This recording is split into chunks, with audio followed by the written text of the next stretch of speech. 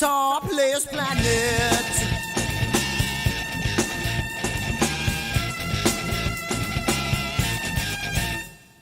You see it in the papers, you read it every day. The riots and the fires going on in South LA. The muggers and the government, they're all wanting the same thing. They take you for your money and whatever else you bring. Well, I don't think I understand why we're making such a fuss. And I don't think I understand what's come of all of us. And I don't think I understand why we take this world for granted.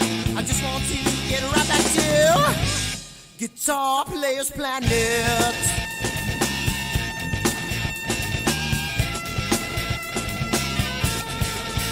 Take me.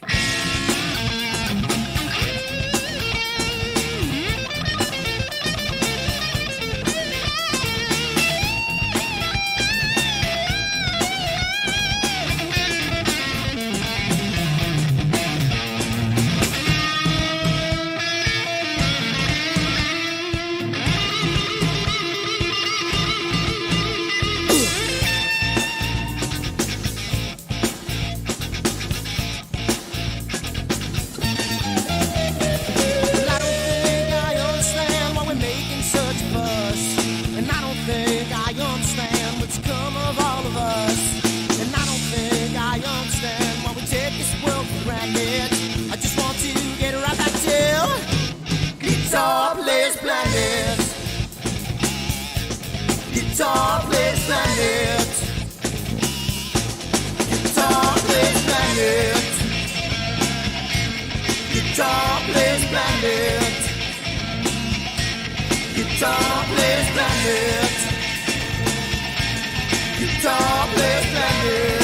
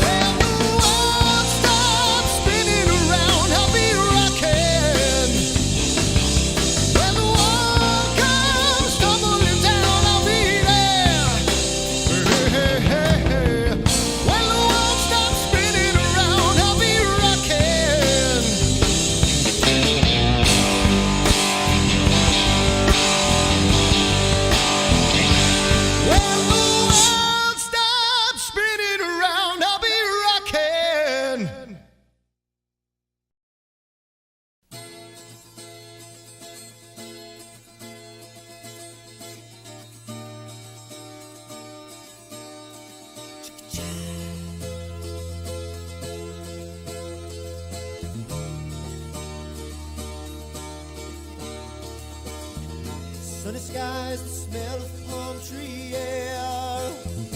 Looking back, I could never feel fair. The way the music has touched my soul, the way that the South holds its control. But I've got a new way to choose. I'm gonna start running back to the lands of new. Oh, na na na na na na.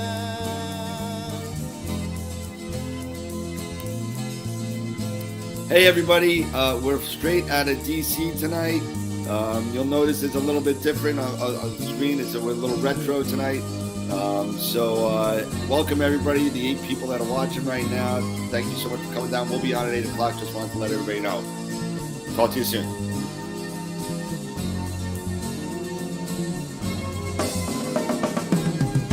Seems to me that I have lost my old friend. I got the sunset off the highway again, and I get lost on a long summer day. I must go back before it's too late.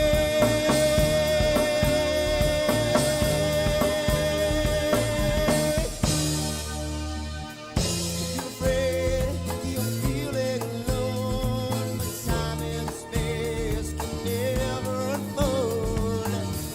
The holidays can ring in your fear.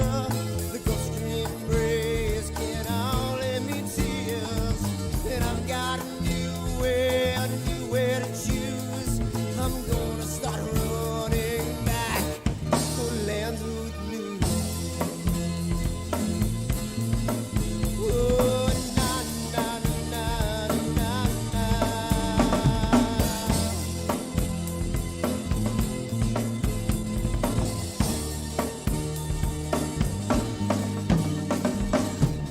Sitting at the lake, I'm feeling confused, but I had my guitar, so I played this blues. But I'm afraid, what might be true, that I might never be back again to see you.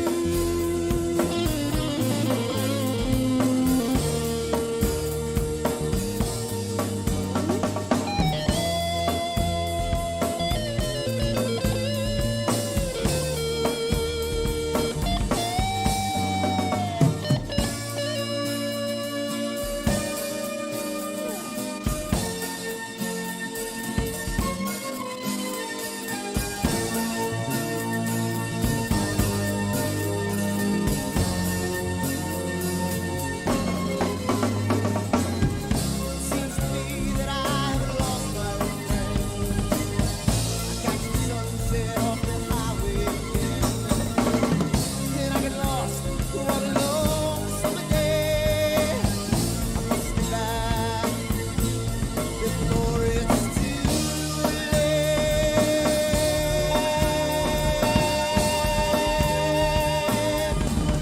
Before it's too late.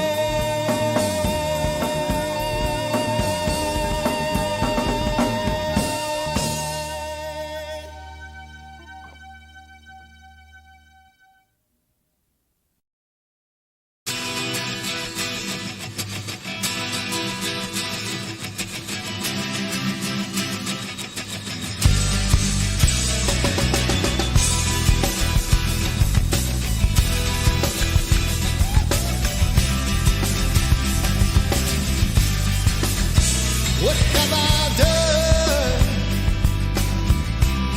Ooh, what have you seen? Early at night, got in a fight in the candlelight, looking through the screen.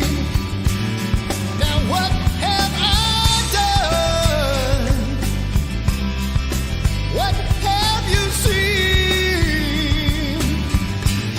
You know there's no future in love when a person has come in between.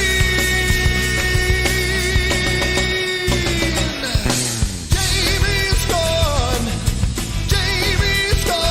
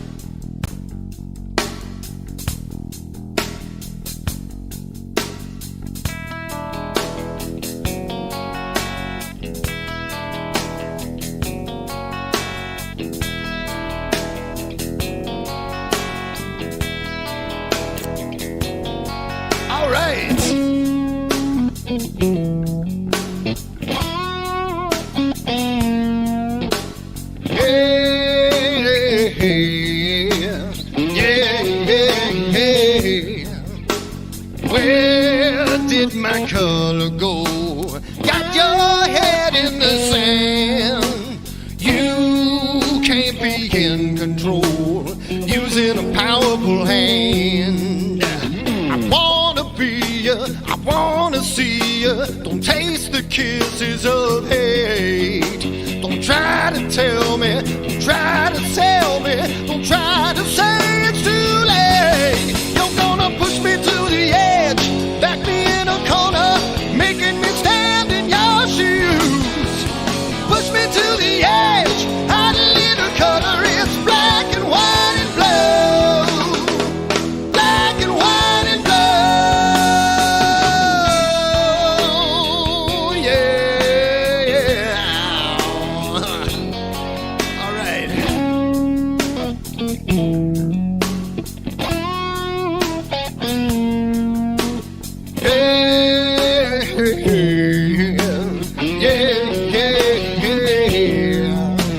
Cat learns to ring a bell, rat gets free from the maze.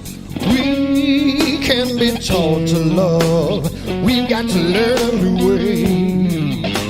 I wanna see, I wanna be, don't taste the kisses of hate. Don't try to tell me, don't try to sell me, don't try to say it's too late. You're gonna push me to the edge, back me in a corner, making me stand in your shoes. Push me to the edge, add a little color, it's black and white and blue. Black and white and blue, yeah, yeah, yeah, yeah,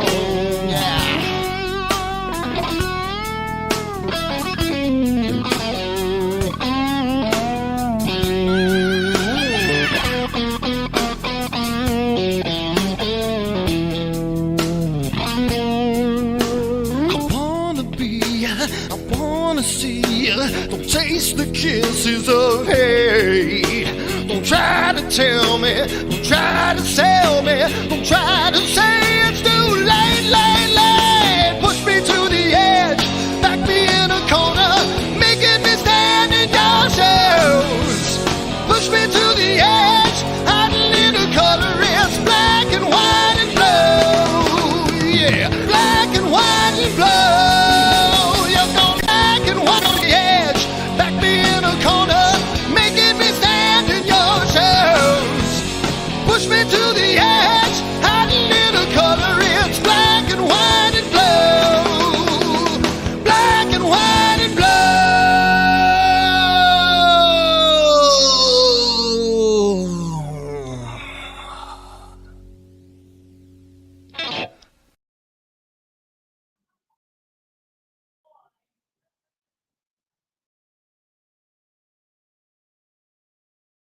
All right, I guess we're online. And okay, that was odd. Hold on a second.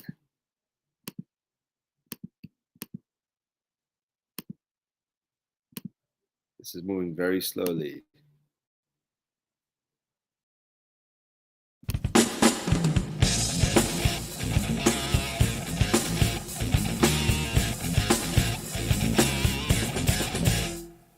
I've seen a lot of bankers, and I've seen a lot of cops. I've seen a lot of lawyers.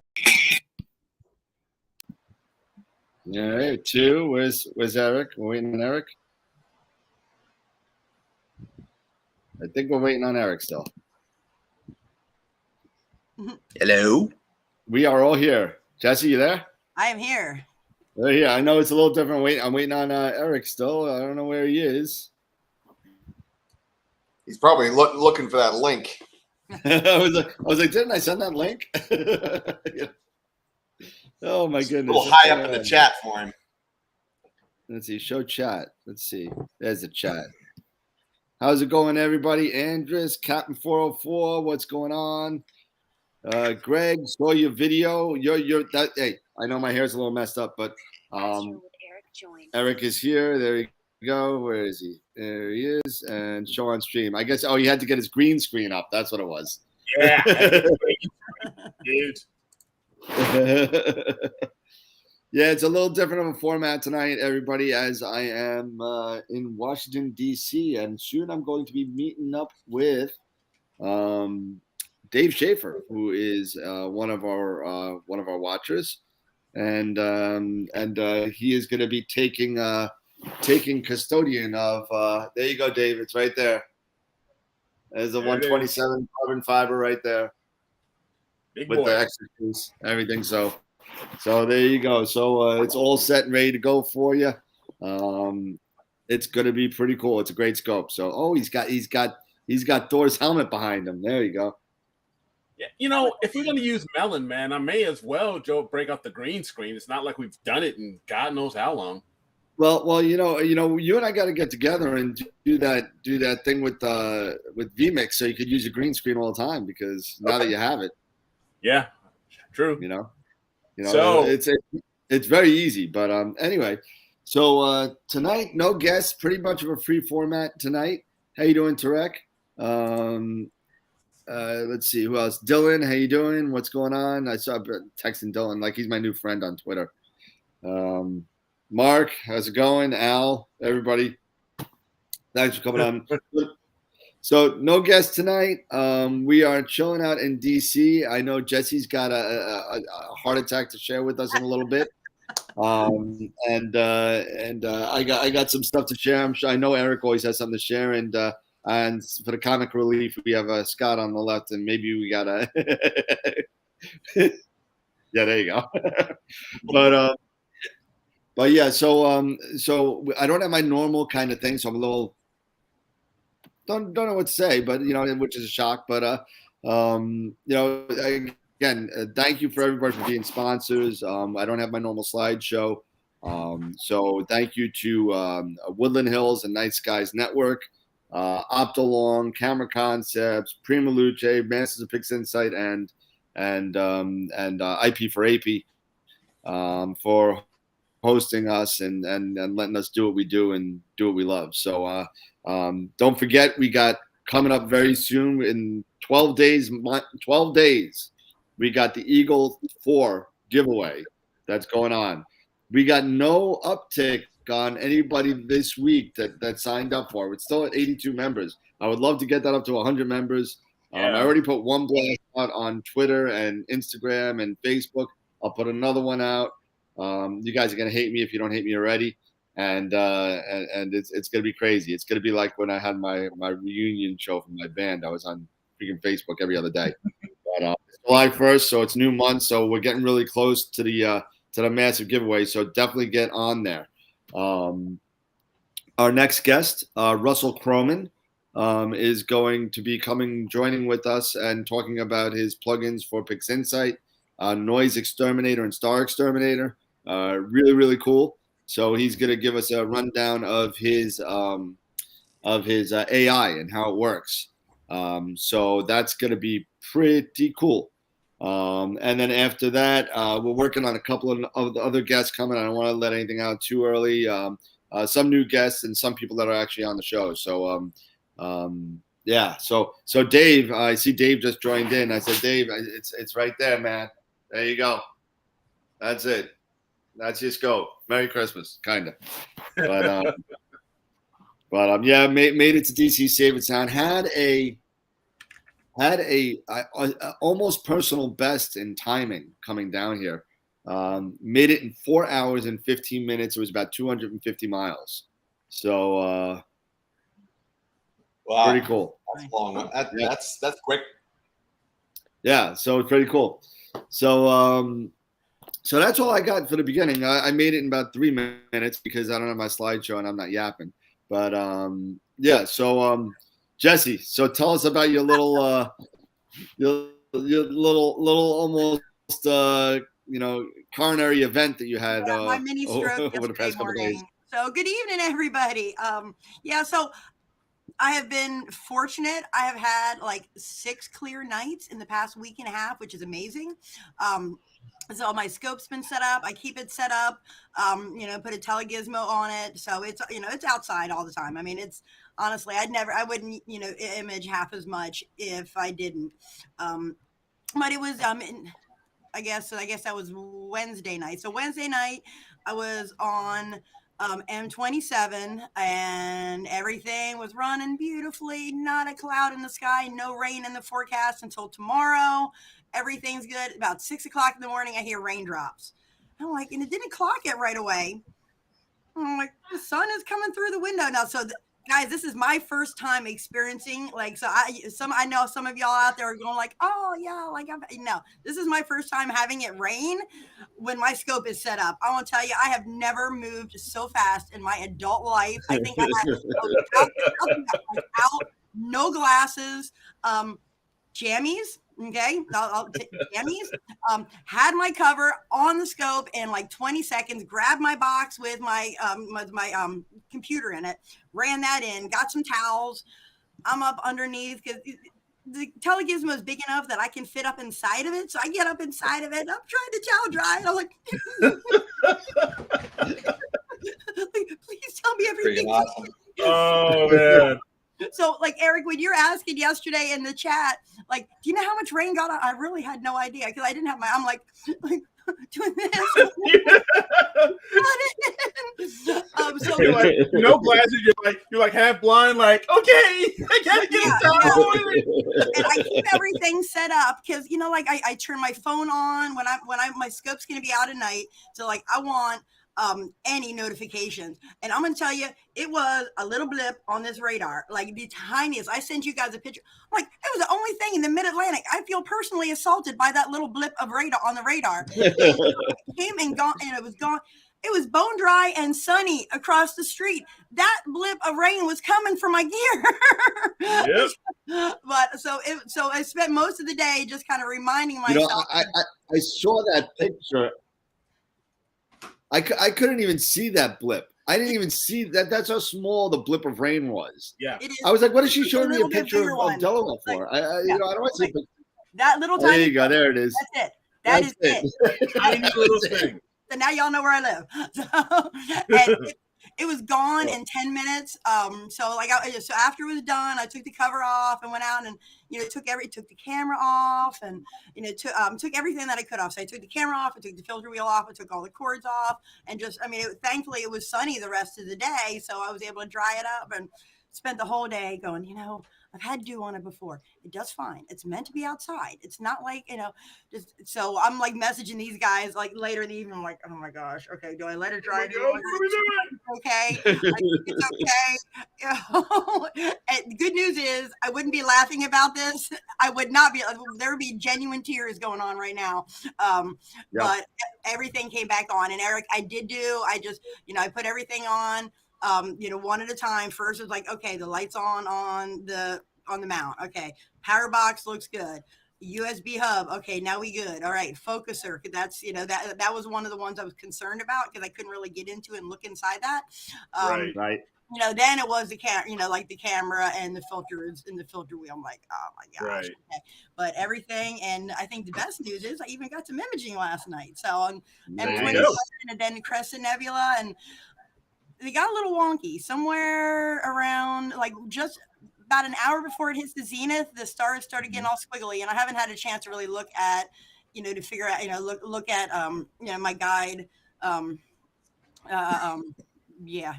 Your auto guiding PhD. My auto guiding, yeah. I haven't been able to really look at it and see, what happened there, because it was looking good, and then all of a sudden it just tanked. And everything was wiggly. So some went wrong somewhere along the way. But then then after about a half an hour, all of a sudden, boom, the crescent's clear again. I'm like, okay, you know what? I'll take it. So after yesterday, did you do a meridian flip between that hour?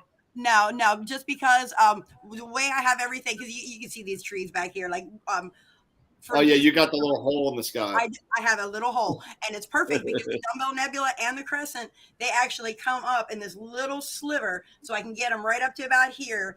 And if I even bothered with the meridian flip, it would be like meridian flip, 2 shots, and then it's out of sight. So I'll take the dumbbell M27 up to the right around the meridian.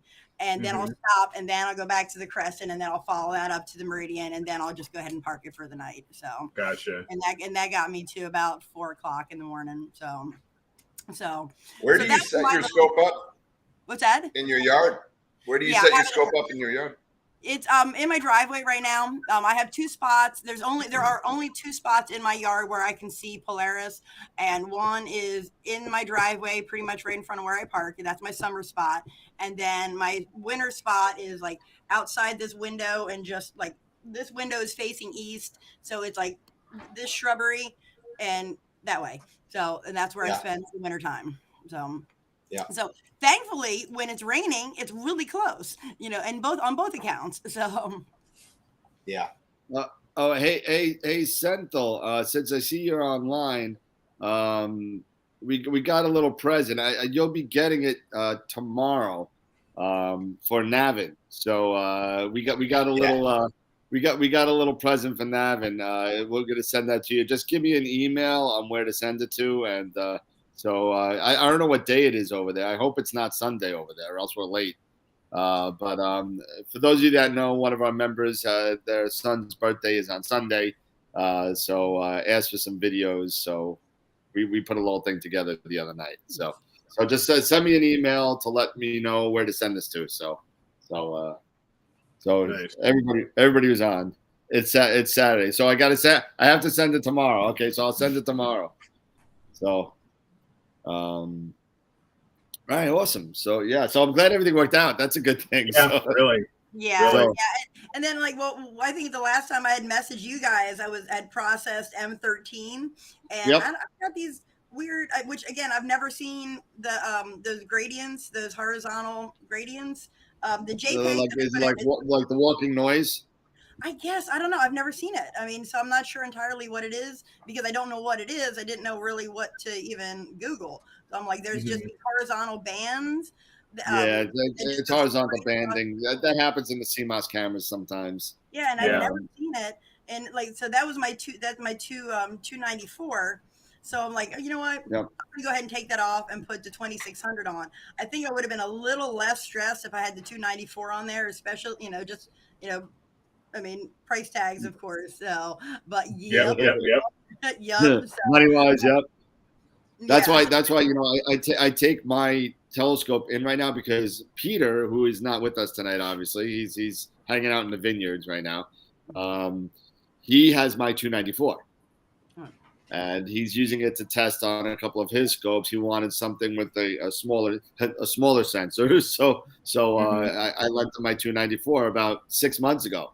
So Bob Santos, who is a watcher on the show, who's from Long Island, lent me his 2600 for Cherry Springs. Okay.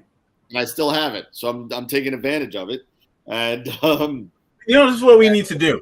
If anybody's got a 2600 mono that they're interested in trading for a little bit, swapping, I've got a couple of 294s and a 533 one shot. Anybody who just wants to just send one over to me, so I can test it out, let me know. Send something in the chat. 2600 mono. There you go. That sound you hear? That's crickets. That's great. Exactly. They're like, Eric, you're crazy. You're like, you crazy, man. What you see in the corner of your eye, that's your life force just slowly going down. Jesse, one of the things that you might consider, I don't know exactly what your setup looks like, and I don't know if it would work or not. But on my patio, I have a large pedestal umbrella. Well, you know what? Here, can I share a screen on this? Yeah, I can, right? Yeah, you can share a screen. I got it. Yeah, it's on the bottom. Yeah, I see it. I'm in dark mode now.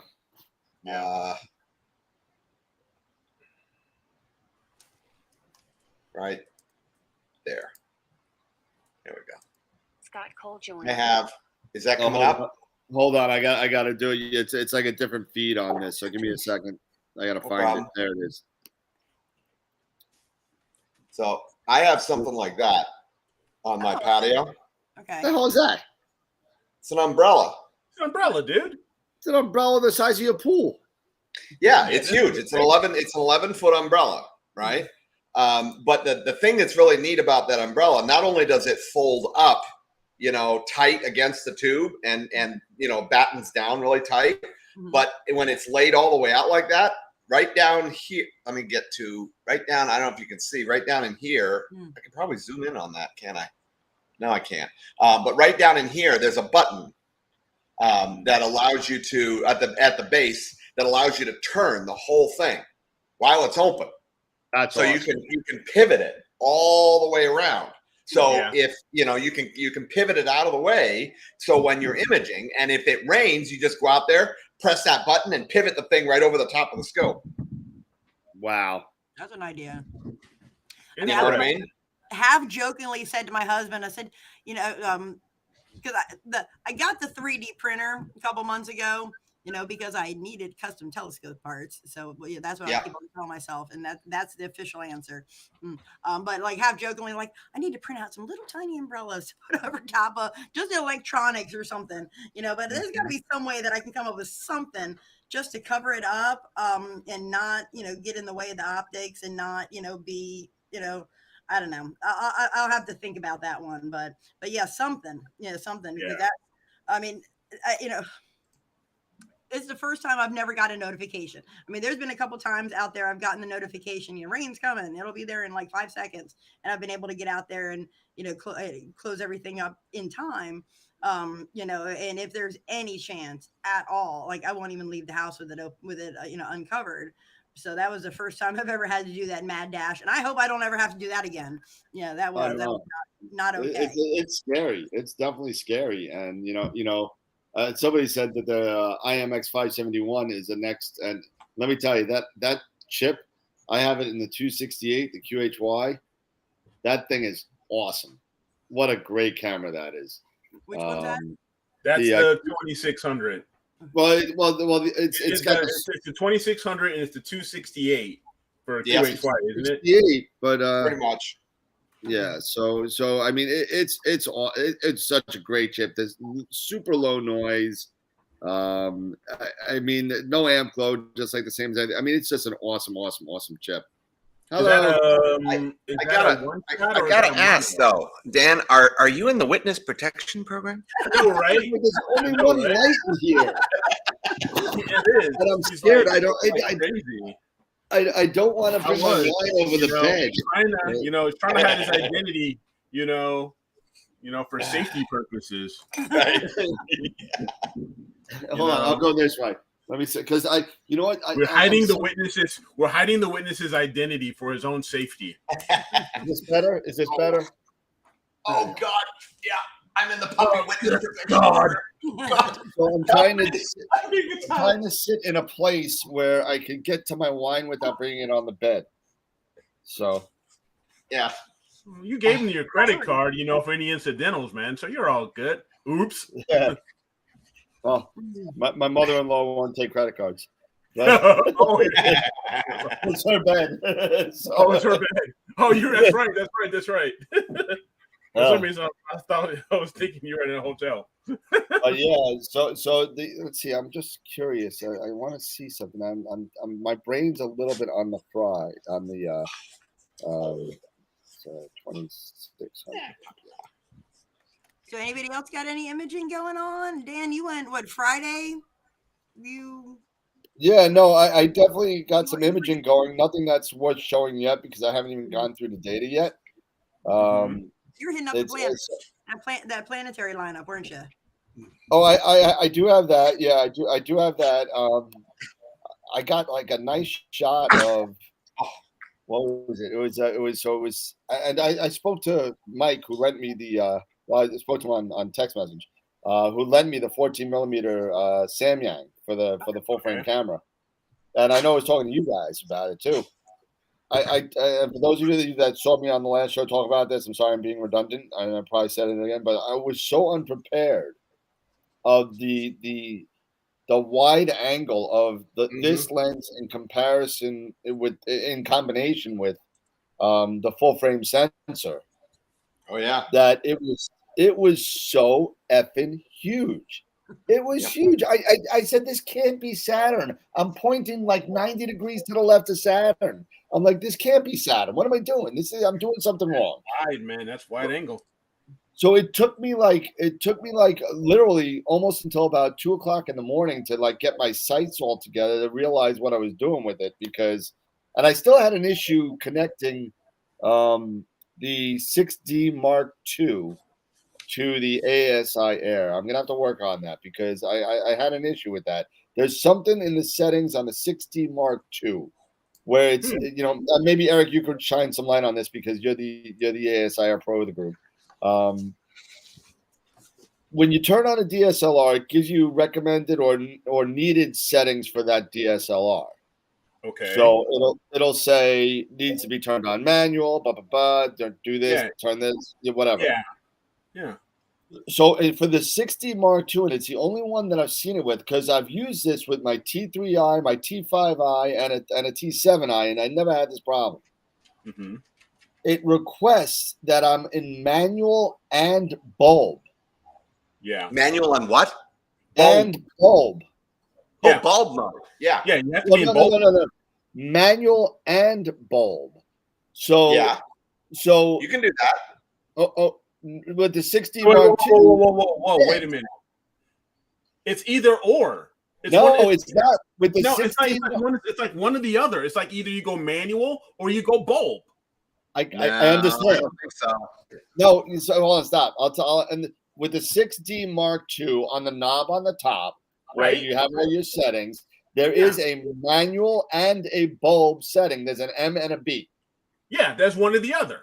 Right, but the ZWO ASI Air says manual and bulb. Manual and bulb. Yeah. I can't read that. I don't know what you're trying to show me. Can't you see the M to the left? I think you need to. Okay, Josh is saying. Which camera is that? Oh, it's a Nikon, but it doesn't matter if it's Nikon or Fuji or anything. They all do it. No. Look at Josh's comment. Look at Josh's comment. Hold on. Look at Josh's comment. Switch it. He says go to the. Set it to manual, and then under the exposure length, you go to. Try that.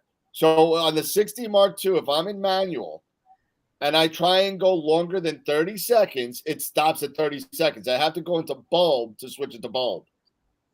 That's weird.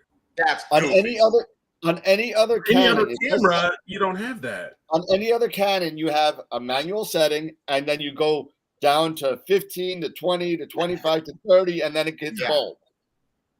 Any other camera. So I couldn't figure it out. So I'll bet you dollars to donuts there's a setting in the actual menu driven settings of the camera that you can change. I'm sure you're right.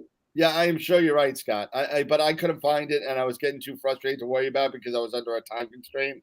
So I just said the hell with it. So I happened to I brought it with me as a fallback.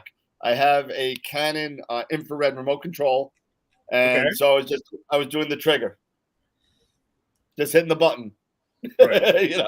All you needed it for was what? You have an infravolometer. The infravolometer. I didn't have an. I was planning on using the ASI Air to do that for me. Right.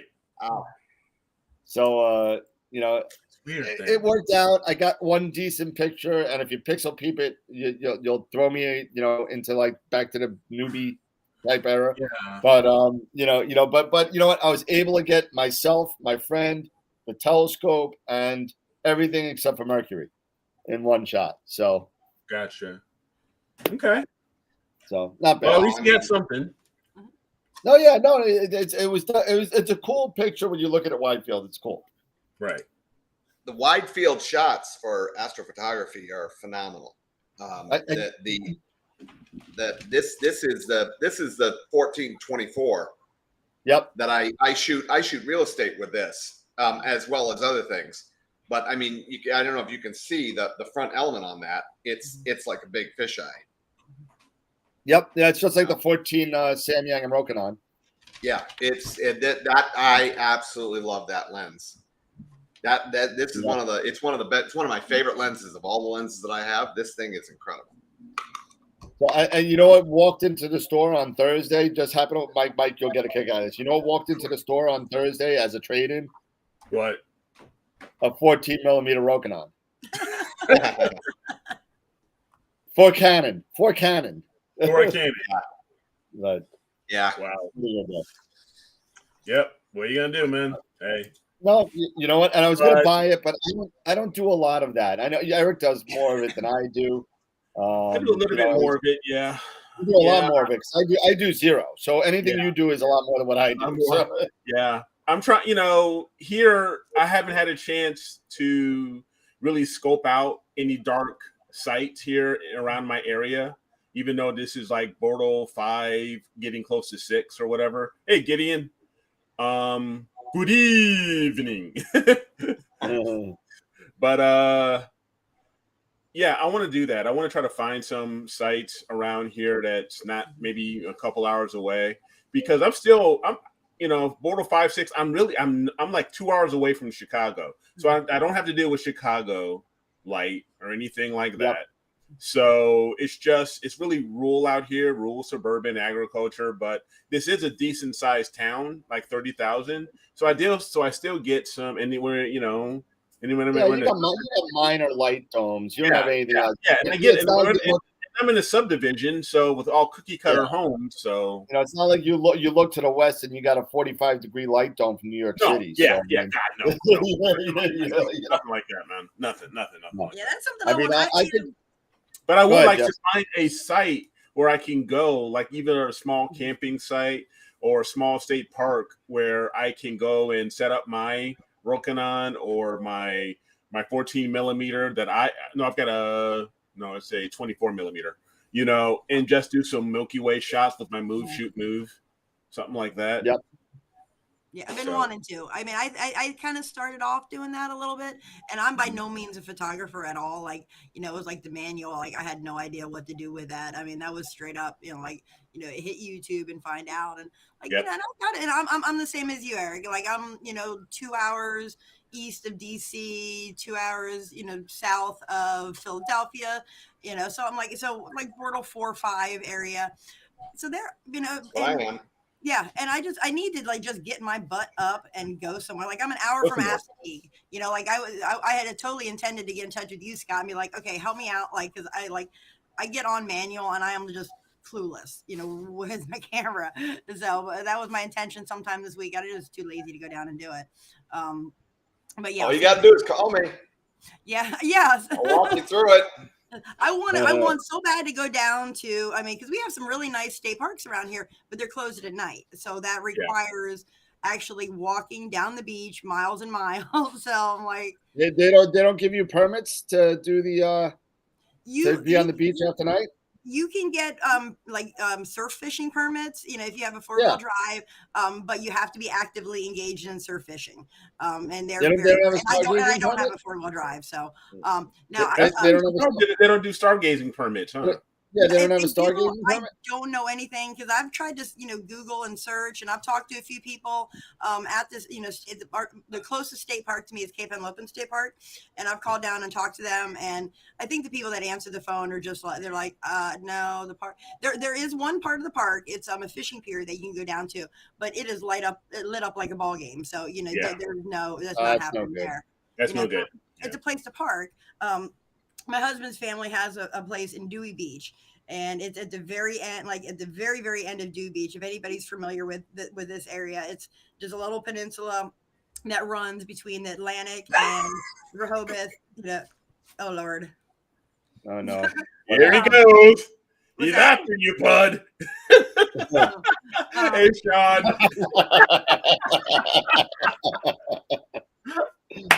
What the hell just happened? Oh, you're not reading the chat? Oh, you're not reading the chat. Sean just jumped on and started jumping on your back again about the shirt. That's not. Didn't recognize him. Shirt looks clean. Oh, Lord. Oh, my God. Oh, God. Awesome. It's all in good fun. I used to like you, Sean. Not anymore. So Scott, you know what you need to do? So you need to mail me that shirt. Okay? You just need to mail me the shirt. And I'm going to take it with me because I'm going to be meeting up with Sean in October. And I'm gonna wear the AstroWorld shirt, and he can wear the Stain shirt. You wear the Stain shirt. I'm telling you, send it to me. Come on, do it. It'd be great. Oh my God. Oh, man. Mr. Nielsen. Mr. Spicoli. Mr. Spicoli.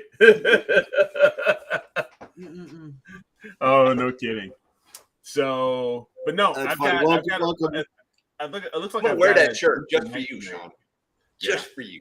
Just for you, man. So looks like I've got a decent night tonight. So I'm gonna take the television off. What are you working on? I was working on and Sean just actually shot this, and he already he posted his shot, but NGC 7129. It's a reflection nebula in Cepheus. So yeah, he did. He just posted his maybe a day or two ago, and it looks great. So I've been working on my version for the past couple nights too. Now it looks like they're getting on me. I guess Gideon has something for me regarding drinking wine. He's like, me and Pete have morphed. So yeah. You know what? Normally I have a mixed drink or something with me on Friday nights. Unfortunately, I don't have my liquor machine. I'm in Washington, so I am stuck with what I got. So I'm drinking a nice Malbec, and that's it. So. You know, if you did, we'd have to sit down and have a conversation. I brought I brought a Explore Scientific CF-127 and my drink machine. Priorities. I'm telling you. Will you be bringing that to It's gonna be like Bart Simpson calling the bar. I'm looking for a colic. Okay. Alcoholic. I'm sorry, you were saying, Jess? So will you be bringing your machine to Cherry Springs when we all go in July? Wait, hold on. It is July this month. Yay. End of the month, yeah. Yeah. So are you going, Jesse? What's that? Are you going down? I'll have like. Are you going down, Jesse? That's my plan. That is pretty much the only thing I really have on the calendar. Though my mom is trying to get me to go. Not that it's very hard to, but she's trying to get me to go away for like a week or something. Just haven't decided where. Where and then when. But and she's like, well, how about the end of July? I'm like, no, that's the only week that I have something. Third week. Third week is fine. Yeah. Third week is fine. So Eric, have you made a decision? Are you not coming, or are you? It's not looking like it, man, because such a long drive, and at $5+ a gallon. Come on, it's only going to cost you $1,500 in gas. What's the big deal? How far is it for you, Eric? How far of a drive? It's got to be close to 1,000. Yeah. If not 1,000 miles, maybe. Yeah, it's got to be something like that. I haven't mapped it out. Are you east or west of Chicago or south? West. I am in the northwest. I'm actually closer to the Wisconsin border. It's about 890 miles from my house to Chicago, because I've driven that a couple times. Okay. But so you got to be close to about 800+ miles. Yeah. That's a commitment. Yeah. And I get it. But you know what though? The next one you gotta go. So next June, you gotta go, because I don't know how many Junes I got left. I think Scott's the oldest one here, right? So not by much, but I'm right behind Scott, a couple of years. But right. Hey, listen, so that, or soon I gotta hit up winter Star Party in Florida, where you are, Scott. Not where you are, but in your home state now. But hey, there are some Bortle 2 sites, several of them within like an hour of me. I know, it's ridiculous. You see, the problem with the Bortle 2 sites by you, Scott, is that will be dark and it'll be wonderful, and we'll be watching like ARP galaxies and stuff like that. And you know what's gonna happen? And you're not gonna hear it, Scott. You're not gonna hear it. All of a sudden, the crocodile come and chomps your freaking head off, No crocodiles. But That's it. have you seen? Oh I no, saw that boa It's going to constrictor. be That the like freaking. It's going to be the 250-pound boa Burmese constrictor. python. Yeah. It's going to be the Burmese python coming out and coiling around him and dragging them back to the Everglades. Yeah. Dude, the next thing you know, I'll be in the Chinoki, whatever, that little lake over there. Okeechobee. Yeah. Okeechobee. Yeah, exactly.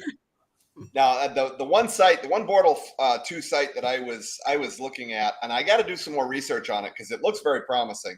It's right near the Gulf. I mean, it's probably there's a state park. It's probably right on the Gulf, you know, and it's dark. I mean, it's dark. There's nothing around. You know, the west of you, it's nothing but ocean. You know, and then it's black. I mean, there's literally nothing around. You're 2 hours from Gainesville. You're 2 hours from Tampa. You know, you're in the sticks. Yeah. One of the keys has I can't remember which one's which, but they have a star party down there in the wintertime. Key West. Is it Key West? It's in Key West. It's winter star party. It's in February. Yeah. And it's in it's in Key West. Okay. I thought it was one of the ones. Well, hold on. So it was in Key West. Okay. The hurricane came through a couple years back. They moved it out of Key West to the southern tip of Florida, if I remember right. And now it looks like they got everything finally settled back, and now they're slowly making the transition back to the Keys. Okay. Now, whether they did that this year or not, I honestly don't remember. But I heard they were making their way back, so definitely next year it's gonna be back in the Keys. So. Yeah, and it's dark. I mean, it's dark. Mm-hmm. You're on a little tiny speck of an island, you know, in the middle of the Caribbean. Well, not quite the Caribbean, but between the Atlantic and the Gulf. All right, I'll say it since you said it like 15 times. I said, how dark is it? Yeah. It's so dark. It's dark. It's going to rain. But yeah, so what's on Eric's shirt? Eric, what's on your shirt, Eric?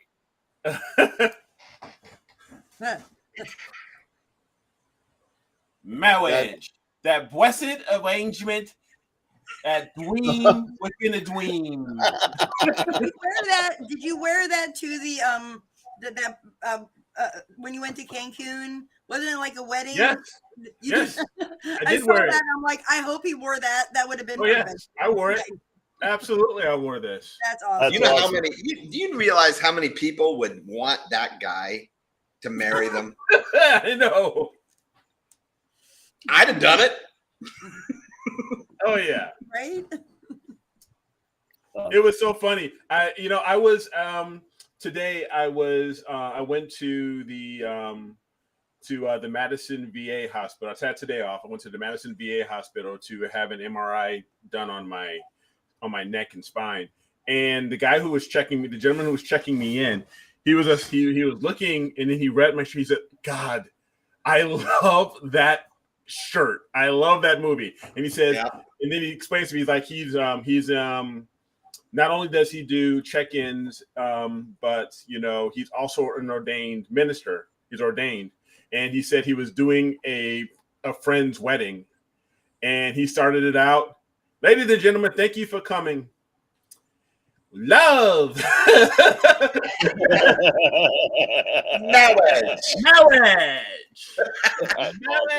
is what brings us together. That's awesome. And he did that. Robin and I were looking. I looked over at Robin, and Robin's cracking up, and I'm just like, "That is perfect."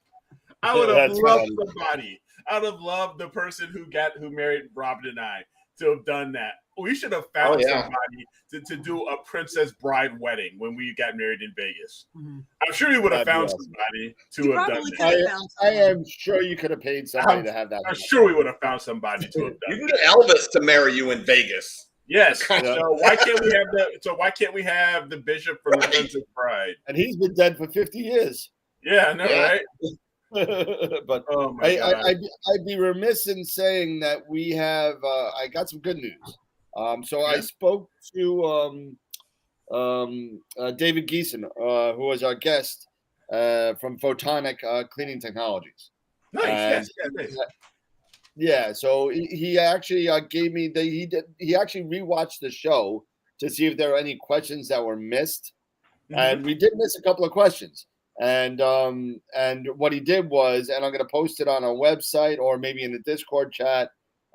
He actually answered all of those questions, which was really Awesome. nice. Oh, good for him. Awesome. That's awesome. Thank you. And secondly, and for anybody who missed the show, he's extending the discount, the AIC discount, Nice. for anybody who is watching the show, or whoever is watching this show, or anybody who's watching this in the future, up till, and I'll say it in a yearly fashion so we don't get screwed on YouTube, but till July 29th of 2022, if you want to purchase anything from Photonic Cleaning Technologies, you can put in the code AstroImage and get 15% off.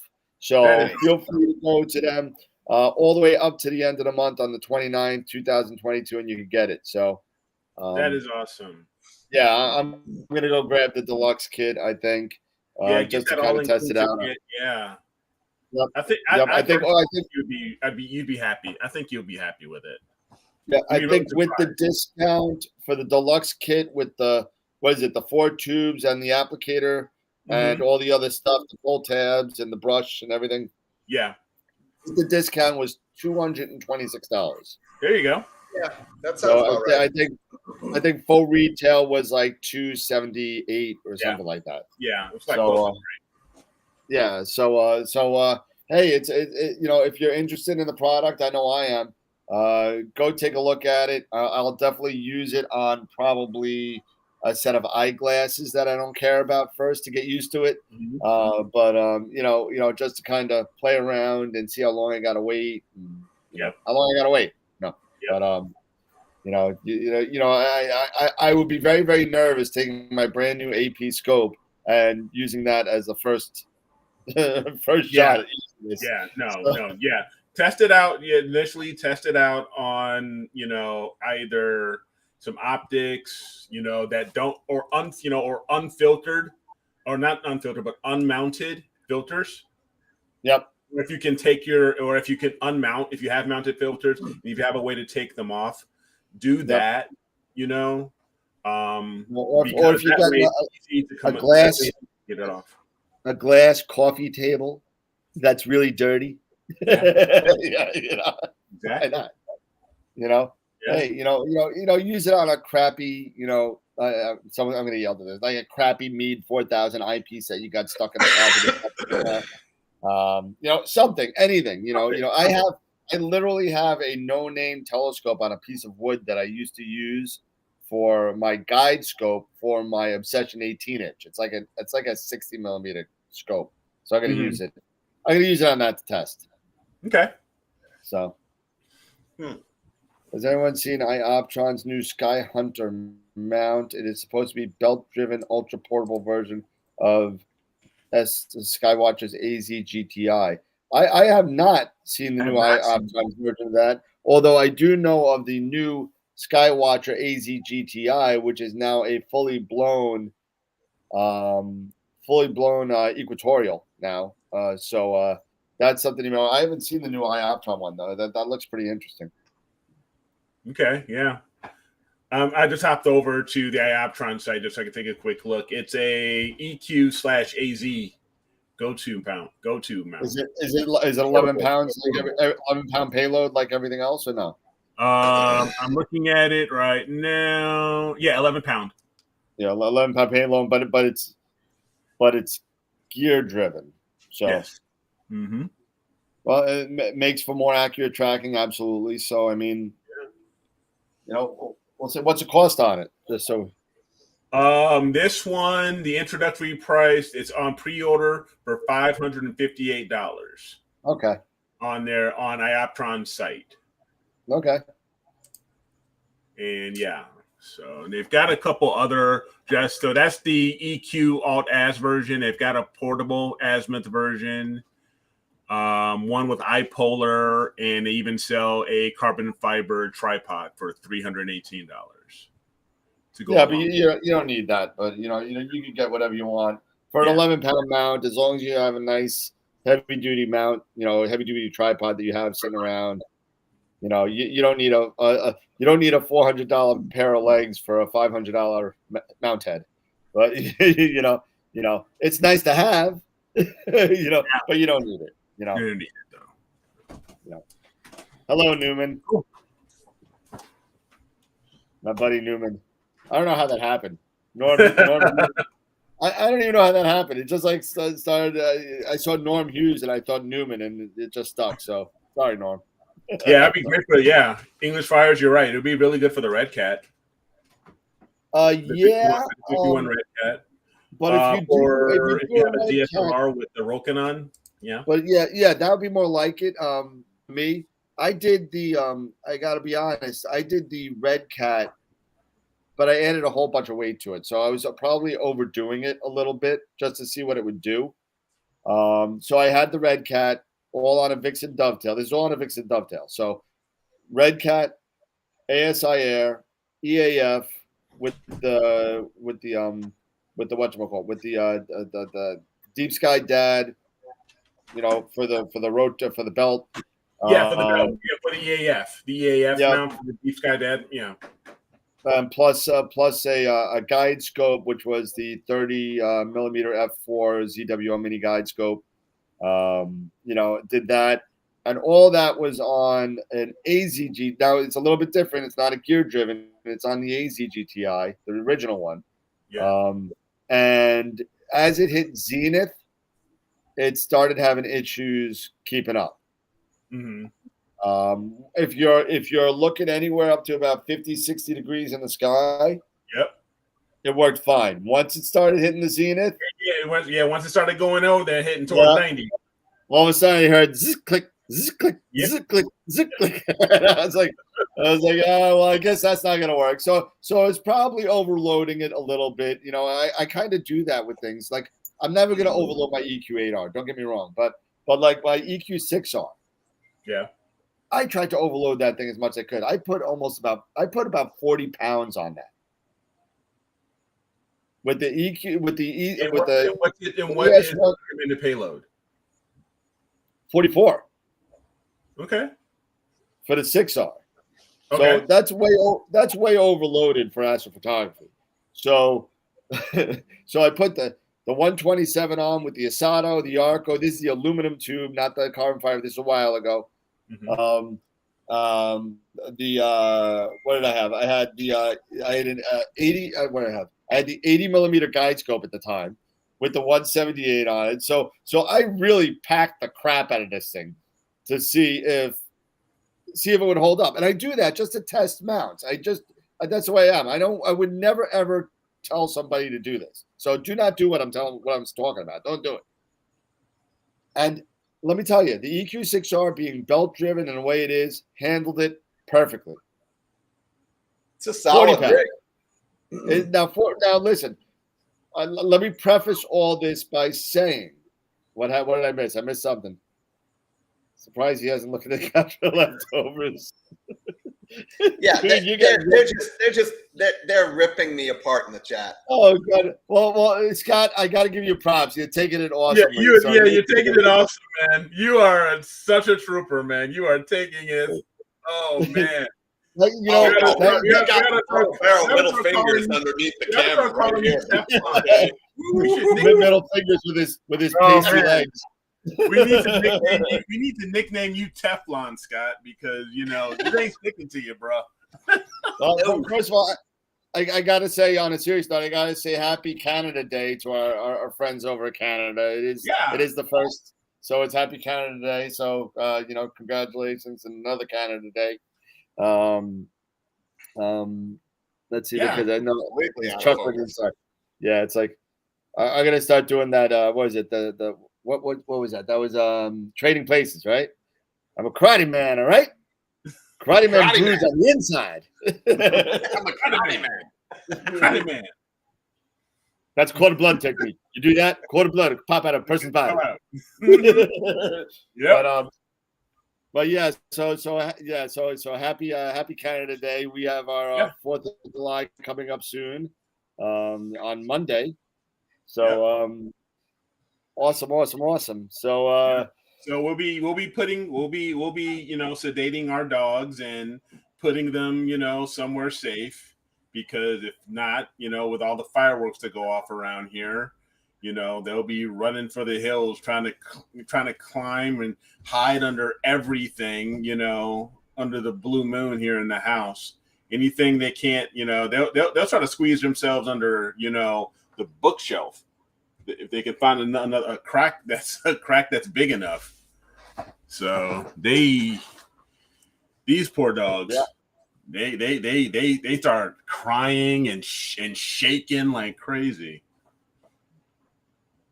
yeah, man. My dogs too, man. I have 2 dogs. I don't have dogs the size of your dogs, but I got 2 dogs, and if I put them both together, they still won't even weigh as much as one of 2 you. pounds. But I got a 4. What's that? 2 pounds. What was that? Yeah, I mean, both of his dogs probably weigh about 20 pounds. 4. Yeah. Sorry.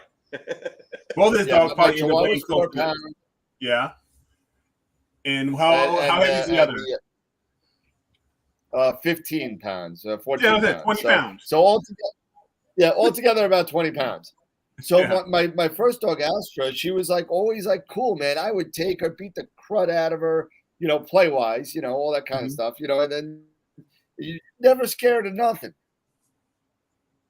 Drinking beers with me, chilling out. I have a picture of her licking my Budweiser, my Heineken bottle. She was great. About 4 years ago, all of a sudden, something must have scared her, because every 4th of July or every lightning storm or every something, she is underneath a bed or in a couch, shivering, sweating, smelling. You know how dogs get that sweat smell? It's like total nervous smell, and nerves. I'm like, yo, you would never like this. You would never like this. What's going on? I guess I don't know. Something must have scared her. Yeah, something scared her. No, that's how 2 of our dogs are. The youngest, the puppy, and it's crazy. The youngest and the oldest dogs are the ones who freak out the most. But my dog Titan, hey, he's a pit bull. He's just like, whatever. What you coming at me, bro? What's up? What you holding, man? You think you're gonna come at me? You got an M80? I eat M80s for breakfast. No problem. Hey, listen, Steve, you know what? You want adapters? Don't worry. I'll put one in one of your shirts.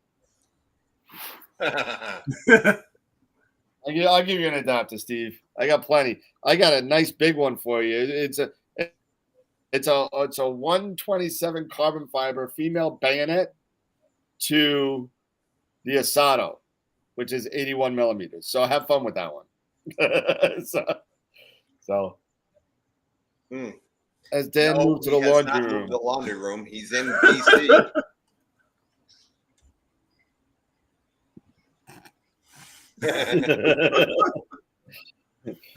Oh yeah, so I got the NBZ. You got you got one. I got the NBZ. I made Jeff purchase one for me.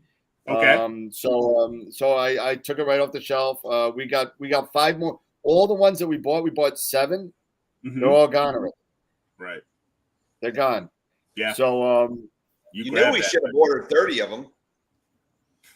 It's not my store, but I don't know if I buy 30 for something right off the bat, but I would definitely buy half that at least and make another one a week later. Yeah, those suckers are gonna fly off the shelves. Yeah. So, but I did a couple of shots at a veil. Okay. Nice bicolor kind of. That's what it's really made for, stuff like that. Yeah. Or like the Thor's helmet behind you, or those nice bicolor images that we get, and I like it. I really do. I thought that the color. I just took a 5-minute shot. I wish I had my computer with me. I don't, so I can't show anybody anything. But the bicolor right out of the debayer in the 1 5-minute shot, it looked really nice. Even in my the narrowband helps with the cruddy skies that I have.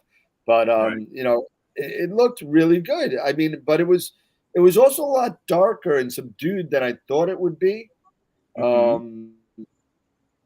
Maybe because of the bandwidth, that I wasn't expecting that. I'm super stoked at the just star color alone looked great. So it was good. Filter, man. It's a great filter. Yeah, it was really good. And you know what? IDAS should probably thank Eric right now because Eric introduced everybody on this channel to it. I can tell you that for a fact. Yeah. Including myself, to be honest with you. And I've always known about IDAS, IDAS light pollution filters, the LP1, the LP2, all those. There's another one, the there's another one. There's a couple other ones out there for my IDAS. They make a whole bunch of filters. And I've always known about the company. I just never purchased anything until this. And, I got to tell you, I'm very excited. Right now, it's in the Red Cat right now with 2600, waiting for me to get home so I can take some more shots of the veil. So I'm doing the dumbbell for the first couple hours. Yeah, because it's ahead of everything else. And then at 11:30, 11:45, when the veil comes out from behind the tree, then I could go to the veil. So I'm doing like two. I want to try using that orbiculum or whatever that is. What's that? Is my internet going? Am I like? No, you're freezing up, but we can still hear you. Yeah, we can still hear you. Okay. Yeah, I don't. This is not the land of gigabit internet. I'm telling you, this is not my house. My house, I got everything. I got gigabit internet. I got no problem. I got Wi-Fi 6. I'm lucky I got Wi-Fi 1 here. I don't know what's going on. So, I had to pull out from under a drawer a 2600 baud modem just so I could get connection. So,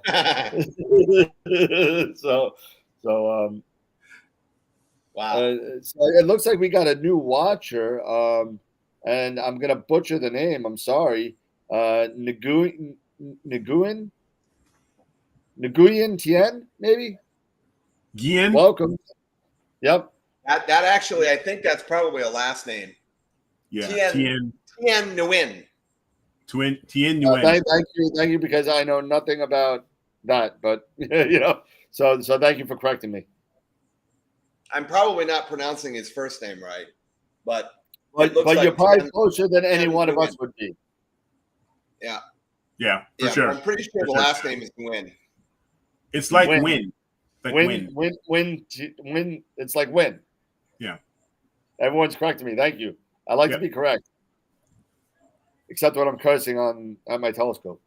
So welcome, Win. Yes. Well, welcome. I'm working on that Reflection Nebula. I have been working on M27. The only bummer about M27 is, it's in the east, and at 10 o'clock, it's blocked by my neighbor's huge freaking oak tree. Yeah, that's what I have. And it's blocked until about midnight. It gets past. Once it gets around midnight, then really? Then I can. You got to wait a long time. Then so for the first 2 hours, I get nothing, and then because right now, it's going to start getting darker, sooner now that we're past, the solstice. Past the solstice, yep. Yeah, but still, it's like one of those things. It just when it slews over, and I take a test shot. And it's nothing but leaves. So yeah. So you know what? If we ever get the Nina thing sorted with you and PhD, you'll be able to sit down. You'll be able to like literally make your own horizon, and it'll tell you. You don't have to take a test shot. You'll know that it's above your horizon and not behind a tree. Yeah. Oh no, and I've actually, and then when I got Nina going, and I did that whole surveyor app. Yeah, the Theodolite. Yeah, and then so I was able to figure that out. But I've still got to figure out the whole guiding thing on. That's kind of weird, man. I don't know. It's really weird. It is really, really weird. But you know what? I'm gonna try it tonight. I'm gonna hook up with because it's kind of cool.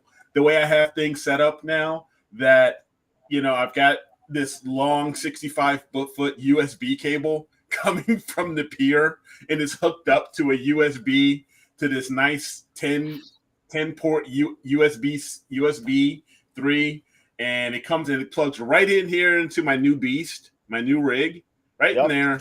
And if I want to start with Nina, all I got to do is just plug it right into that 65-foot cable.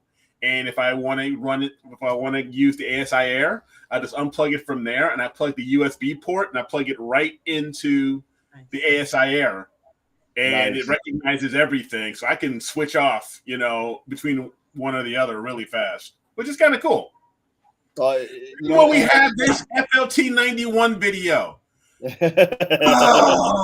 You're right, man. Gideon, I'm gonna have an FLT91 video before you at this point. I know, right? I know. I'm gonna do one from the store. You promised that in January. Yeah. When I get the new one in the store, I'm just gonna do a video. I'm gonna bring one home and do a video. See if I have it out before you. Yeah. Eric, you're carrying that Cat 6 cable to your pier. Well, the Ethernet, my Ethernet, yeah, that goes to my pier too. Mm-hmm. I've got them both run. So I can plug in have the Ethernet plugged into the ASI Air. So that way on my Wi-Fi, I can, anywhere in the house, I can get to the ASI Air really quick. But it also has that long USB cable. So if I wanted to go between Nina or the ASI Air, I can do it really quick too. How far is your pier from the house? From where you have to plug in? Well, that's a cable is about 65 feet, but from here, I want to say it's about 60 because the 65 feet has curves in it and stuff like that going around my path. But I want to say it's maybe about 55, 60 feet. I mean, have you thought about trenching some conduit? Oh yeah. No. I've got it all in. I've got it all in PVC conduit right now, just sitting above. But I am going to trench it. I am going to trench it. So, it's just sitting in the conduit right now. Yeah. So that's your best bet. Yep. So absolutely. It's just whenever I'm ready for that manual labor to start digging in the backyard.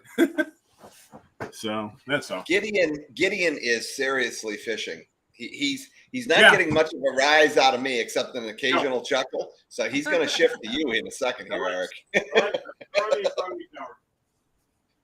You ask, I will accommodate. Just a second here. Oh, and by the way, Gideon, it's Mr. Crumbles to you, sir. So let me grab this. That. It's on my AVX right now inside the inside my storeroom here.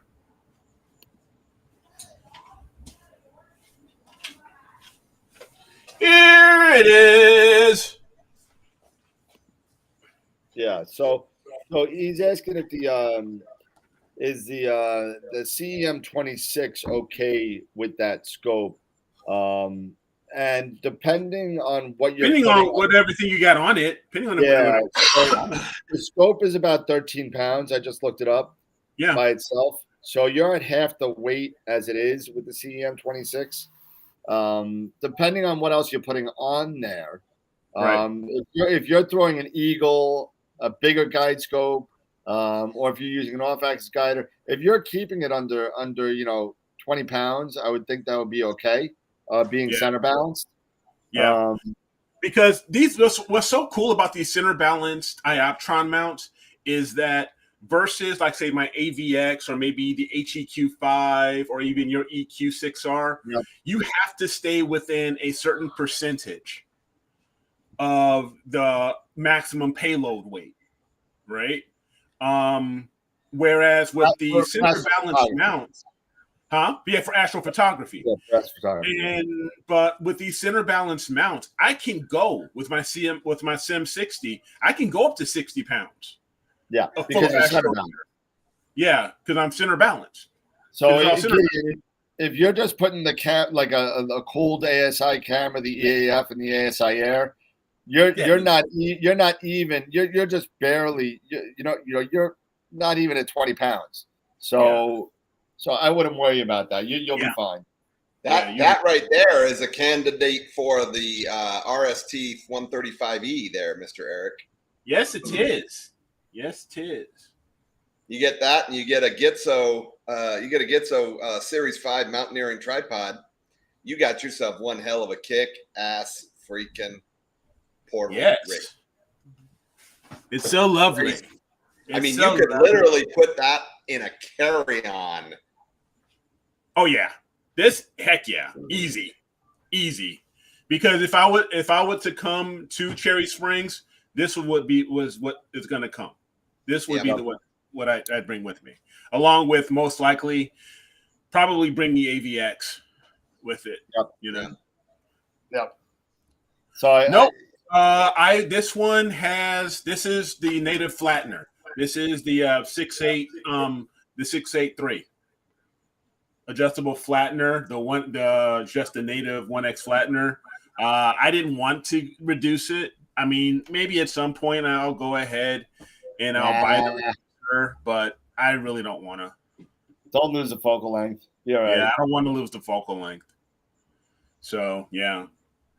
And I mean, the way that I've got this right now, it's set up, to be kind of, for visual, but it's not, because I took out the that visual spacer, because you got to take out the visual spacer just to let you guys know. You remember you must take out the spacer. Check out our last videos. But yeah, you got to put that in the video though, bro. I know, right? You got it. And you need to have a picture or something like the Closet of Death. You got to put COD on it, open it up, and throw it in there. Right? I know. Yeah, that's a great scope. But I was looking at the 132. Oh yeah. But if you've been watching the show, everyone knows my debacle between the 132 William Optics or the 130 Astrophysics. And we all know who won. Yes, we all know who won. I was able to sell everything on my left and I think, how much blood did you donate, and how many organs? Blood. It was organs. And how many organs? Yeah. I'm short a kidney and half a liver, so that's why I'm getting a little tipsy on a half a glass of wine. So let me put this guy back on the AVX. So I have an interesting. I just to respond to people. That one person was asking if I got any lights on the rig yet. The answer to that, the short answer is not yet, but there's a good reason for that. I have been setting up cleaning, because a lot of the stuff that I have has been in boxes and in cases for like the last almost 8 months. So cleaning, setting up, making sure everything's running correctly, repairing problems. There were some issues and this and that. But I come up against an interesting, it's not really a problem. It's more of a, okay, how do I handle this kind of thing? You guys know, of course, I put a video out that I bought the dew ring for the C14. Yeah. And but the 14 has a just a regular RCA cable. It'll plug into the Eagle, right? But I am not sure how I'm going to manage to plug in the sensing unit for it into the Echo, because the Echo is a 3.5 millimeter TRS, into the Echo, and then into the Celestron dew heater ring, I think is a 2.5 millimeter. No, it's either 2.5 or 2.5. I think it's the same. It's not the same. I tried it. It is not the same. Though the port, the little sensor on the dew heater ring that comes out. There's two of them. There's one for the power. I know it well. And then there's the other one that is a female TRS, and it is smaller than the 3.5 or 3. I think it's 3.5 millimeter TRS. That 3.5 millimeter TRS will not fit in there. Let me think about this. So- So you got power for one, right? Yeah, I got power to it, no problem. But I don't know how to hook it up to the Echo unless I'm running some kind of a coupler that will take it from 3.5 millimeter down. But if I could just get a 2 foot length, I don't need more than about 2 feet, of cable. It's 2 feet would do it. Oh, wait. No. Stop. No. Okay, so listen to my logic on this. You're not even going to use that. Really? You're not going to use it because on the Echo, you just have that the tip ring sleeve that you have, right? Yeah. And that's for a temperature probe, right? That Right. temperature probe, all you got to do, don't even worry about that. Just use the probe that came with the Echo and put it close to your ring. Well, I can do that. I could set up the dew heater strap that I had. Or you could go, or you could try this, and you'll be the first one to do this because I don't think anybody's tried this yet. Just make a wire, snip the other end of the wire for the temperature sensor probe, and make the right wire just like I think it's a 3.5 audio cable. You just put it in, twist them up together, put one on one side, put the other in the Echo, see if it works. Yeah. You know what I mean? All you gotta do is cut one of your temperature probes, cut the probe part off, right, and then attach it to a. Yep. Yeah. Wire right through a 3.5 audio cable. See, what I don't know is exactly what size that the port is coming out of the sensor on the dew heater ring. It looks like it's 2.5 millimeter, but it might be a 2. I don't know. I had to research or do some spec on it. But you know what you do? You can send an email to support@celestron.com and they'll get back to you within a day. Yeah. I doubt that they put that in the book for it, but yeah. Eric, I was gonna say Eric's got one. What? The dew heater ring. Oh yeah. But I doubt that it has that in the manual. I thought it was a 3.5 audio cable. Yeah, no, it will not fit. I tried. It's not even close. Well, maybe Mark's right. Maybe it's a 2.5. Yeah.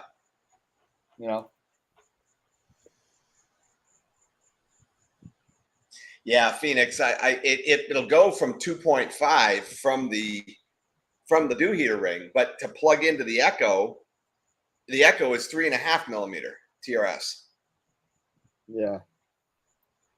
So they're the tip ring sleeve on both ends. They have to be different sizes. Yeah, I would just cut one up or just use the temperature sensor that's there. You know what I mean? Yeah, I could just use the temperature sensor because what you could do in the Eagle is when you go under advanced settings, if you need to have that dew heater kick in sooner, all you need to do is change the delta in the advanced settings for the Echo for the port that you wanted to fire off earlier. And then just do that. So let's say if you wanted to fire off 2 degrees or 3 degrees earlier, you would change the delta as 3, positive 3. Yeah. And then that's it. And then just tweak it through the Echo. Let the Echo do its job. Okay, what is the Echo? I keep on hearing, and I'm trying to piece it together. I have no idea. Echo is the Prima Luce environmental control unit that fires off your dew heaters. Okay, thank you. And it's a $200 accessory for an Eagle. It's purchased outside, and you just sit there. It's literally like the size of a matchbook. It's small. Okay. And there you go. There's one. And if you go on one side, it has a USB, and on the other side has 3 ports. And that's a sound. That's a speaker. Okay, sorry. And then you got a crazy red light right above the USB port right there. Okay. And it's really very, very small. And that so works these are 3.5 millimeter TRS. Okay. Yes. So I mean, I would tell you just go with the probe and fire it off when you need to. Just make the change in the advanced settings. Yeah, I can do that. So Gideon, so it connects USB to the Eagle. Where did Eric go? By the way, I think he's getting his dew heater ring off his. I think he's taking it off his edge. But yeah, the Pegasus Power Box does the same exact thing. Mm-hmm. The Pocket Power Box. That's what I have on my my one. And the temperature sensor, the temperature sensor, died on me, and I've not been able to find one. Does anybody have those in stock anywhere? If you want, give me a second. I'll look. Which one are you looking for? For the Pocket Power Box. The advanced or the little guy? The little guy. Let's see. Does it plug in like this? No, it had. Oh my gosh, it's got the RCA cable out. Yeah, I'm trying to remember which one. So it's an RCA cable. Yeah. Yes. RCA connector. Yeah. Yes. Yeah. You should be able to find one of those. I'll tell you if I have it right now. They've not been in stock. I mean, I haven't looked in about a month or two. Like I'll go through, I'll look, and then I won't see them, and they're out of stock. They're out of stock. They're out of stock, and then I won't look for a month or two. Oh my gosh, this cat's gonna get. She's fine.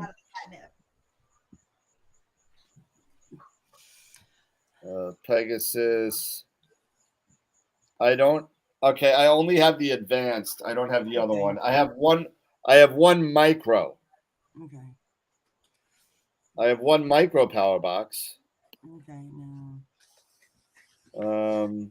That has 2 dew heaters and 4 power outs.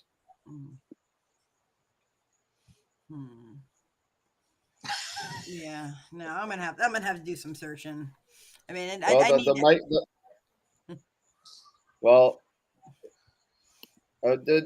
text me later tonight. I'll talk to you. I will. I'm sorry. Like this cat is gonna absolutely drive me crazy today. Foggy, I must want to be on the. You need a squirt gun. I need a squirt gun. This dude is ornery. He's in his terrible twos right now, I think. Nice. So, correction. Super soaker. Yes. Oh my gosh. Uh-huh. I'll fix your wagon right now. He's a hot mess today. He's a hot mess. Uh-huh. Yeah, we have three cats, 2 dogs. This is my oldest child's kitty cat. This is my grand cat.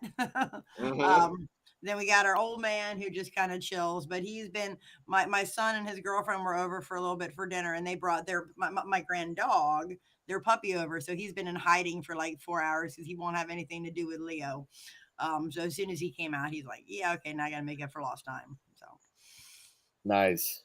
Yeah. But I'm sorry. What?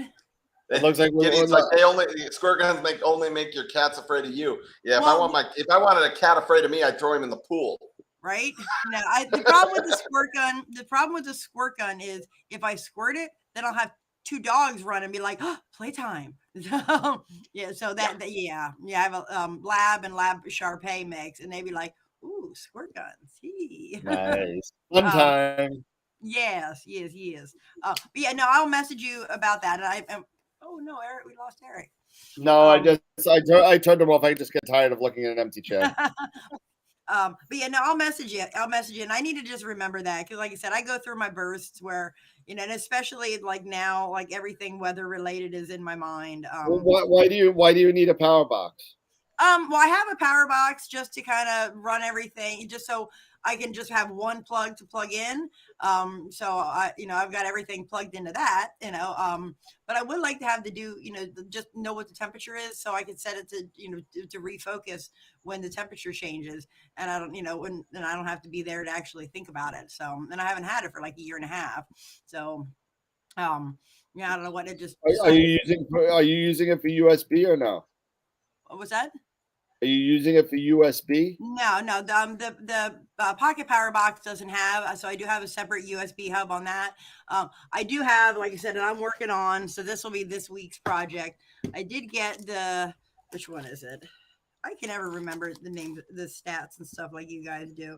It's the Advance. So I have the Advance, and that's going on my the rig I'm setting up with my 70 millimeter. So that I know What that does? does have. I'm sorry. What was that? Was that the Pegasus Advanced? That's the Is that what that was? Advance. Yeah, and Yeah. that's going on another rig. But I've got the Pocket Power Box with a separate USB hub on the one that's sitting in my driveway right now. And so, Got it. yeah, and that one that's just got like, I think it only has like 2 USB plugs. I don't even remember. But What's yeah, that? so The other power Pocket- box, the regular one. yeah, Yeah. which I mean, which works. I mean, it's fine. Like what. It's working. I'm not, I don't feel the need to replace what I have with this. And like I said, this will go on with that. And so my Raspberry Pi project is happening this week. Is happening. I'm going to get everything set up, and because it doesn't look like the weather's going to be great this week, so I can go ahead and I've got to get all my cables on and get that rocking and rolling. Because the plan is I want to be able to, when I hit Cherry Springs, like take the whole thing out of the box and just plunk it on and not have to worry about plugs. Yeah, so that is the plan. There you go. You can really do something like that with the Eagle. You just got to be able to justify the cost of it. Well, see, now if I were doing it now, if I were buying it now, I would probably do the ASI Air and Eagle. But I spent $60, I think, on the Pi. So that's I've got it set up with Astroberry. I haven't done any capture with it. I've gotten to where I've got everything set up and I've got it running, and then I shut it down, because it was crappy, imaging. So, but I was like, you know what? Let me see if I can get everything working. And so I've got everything working.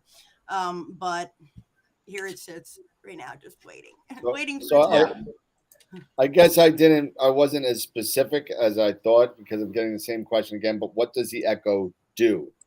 Okay. So the Echo connects, and if I explain this, stop me while I'm explaining again. So I have to explain it again. I don't know. I thought I said it okay, but so what the Echo does, it connects USB to the Eagle. Out of the Echo, you have 3 temperature sensors. Okay, you have 3 temperature sensors that plug into the Eagle, and it senses humidity, dew point, temperature. Might be more, but those are the main 3 things. Okay. Now, your dew straps are hooked directly into the Eagle. There are 3 ports for dew straps in the Eagle. So based on the temperature criteria that you put in the Eagle, the Echo senses those temperature requirements and the Eagle will fire the dew heaters as necessary. It will raise it or lower it based on dew point, temperature, and humidity. So it's just kind of a little bell and whistle, so you don't have to worry. You don't have to waste energy if you're using, let's say, a Goal Zero or some sort of external battery box that you're using to power your Eagle. You won't have to worry about wasting energy and amperage, which we all know that unless you buy a crazy Goal Zero like me and Scott have, and spend $2,000 on a battery, so you can just last all night because you're just too lazy to charge it. But you sit there and you think, okay, if you're just using a 30 amp hour battery that you get to charge every night, you don't have to worry about wasting, because some of those dew straps, depending on which ones you get, can suck up amperage. And if you're not able to kind of regulate, yep, you're gonna die a lot quicker on your battery. So what the Eagle will do, what the Echo will do for you, it will turn on and off or lower or raise the power sent to the dew heaters, so it's more power efficient. That's basically what it does. I hope that answers it, Gideon. I know that is a 2-minute explanation, but that's what it does. Yeah. So basically, input-output device for the Eagle. Yeah. What was it? What was the bathroom break for, Eric? Hey, had a bio break, man. Your brother got to go. You got to go. And you never go to Taco Bell. Yeah. I thought you were going to, you were like disassembling the dew heater ring off your edge.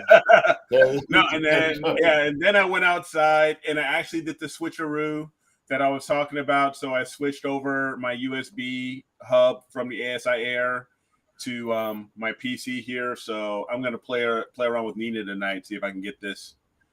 See if I can figure it out. So Eric, just for shits and giggles, well, just for fun. Just for fun, You're gonna have to do get me a quarter favor. I need a dollar jar, but try downloading an earlier version of PhD just for the hell of it. Okay. Try downloading like 2.2, 2.3. Okay. And you know, just to, you know, maybe there's something in a I don't know. I'm just trying to think of things that are, because I know you're not an idiot, and I know you know guiding, and I know you kind of, you know what you're doing. Come on. No, Yeah. I'm just kidding. Yeah. Eric, you look so small. Why are you so far? Like your picture is so big, and you're like, look, He's at sending the hate to me right now. But, He's sending me hate. just maybe an earlier version. Maybe there's a little chink in the version that you got for your mount. I don't know. Try going one release before and see if that works out. Yeah. So I'm gonna. Yeah. Let me see here. I'm trying to think outside the box for you. You know. So no, I hear you. Yeah. So no, I can. Yeah, no, I can grab like 2.64 here. Yeah, well, don't do like the 0.4. Do like go down to 2.6.6. No, that's isn't that the most newest one? No, the newest one is 2.6.11. 11. Yeah. So the oldest one they've got is 0.3. 2.6.3. I try like 0.5, 0.6. See if it, you know. I can download it. Yeah. Why not? I mean, you've tried everything else, I'm sure. So I mean, exactly. I've tried everything else. So what the hell? You know, stupid question. Have you checked in whether or not your ASI Air has a firmware update? It's been doing firmware updates all week, but even before then, it was working fine. I mean, the SI Air guiding has no problem. Yeah. I'm sorry. I meant you're doing this. Your problem is through Nina through your laptop, right? Yes. Yeah, through my desktop. Yeah. Oh, it's through the desktop. Yeah. So I can't imagine why it would be screwing up on your desktop. That thing's brand new. Yeah. No, it's definitely not hardware. It's definitely software related. It's definitely software related. I'm telling you, it's going to be a box that's unchecked or checked that should be checked. It's telling you it's going to be something stupid. It's gonna be something silly. Yep. It's gonna get a love note from Nina. Would you like to go steady? Check this. Yeah. No, right. Yes or no. Now, I wonder if any of our viewers use APT for their capture. I know you guys do. Once. Yeah. Yeah, it's been a long time. Convert just for for help. Like nobody uses it, and it's like I've used it. Well, that's not that. That's not a totally accurate statement. Actually, not a lot of people in the U.S. use it. Okay. Trevor Jones still does, doesn't he? A lot of people in Canada and Europe use it. Okay. Yeah. Yeah. I was wondering if anybody has, because I updated to the 4.01. I don't know, a few days ago, and it has just been really glitchy. It was shutting down on me. I was having a hard time. My phone. Do yourself a favor. There's a ton of not Sean Nielsen is on making Nina videos, like that's his full-time job. There's so much support for Nina. I need to. Yeah, I do. You just erase it and just do it. I'm telling you, you'll be fine. I do. I need to. I need to just cut the cord and just do it. Like it just, you get used to something, and I'm like, you know what, this works. It's working. but you know what, you're getting used to something that's breaking on you. And it is. Well, I ended up going back to my 1973 Plymouth Fury that I tried for years to keep that thing running because it was great on the inside because it only had like 30,000 miles on it.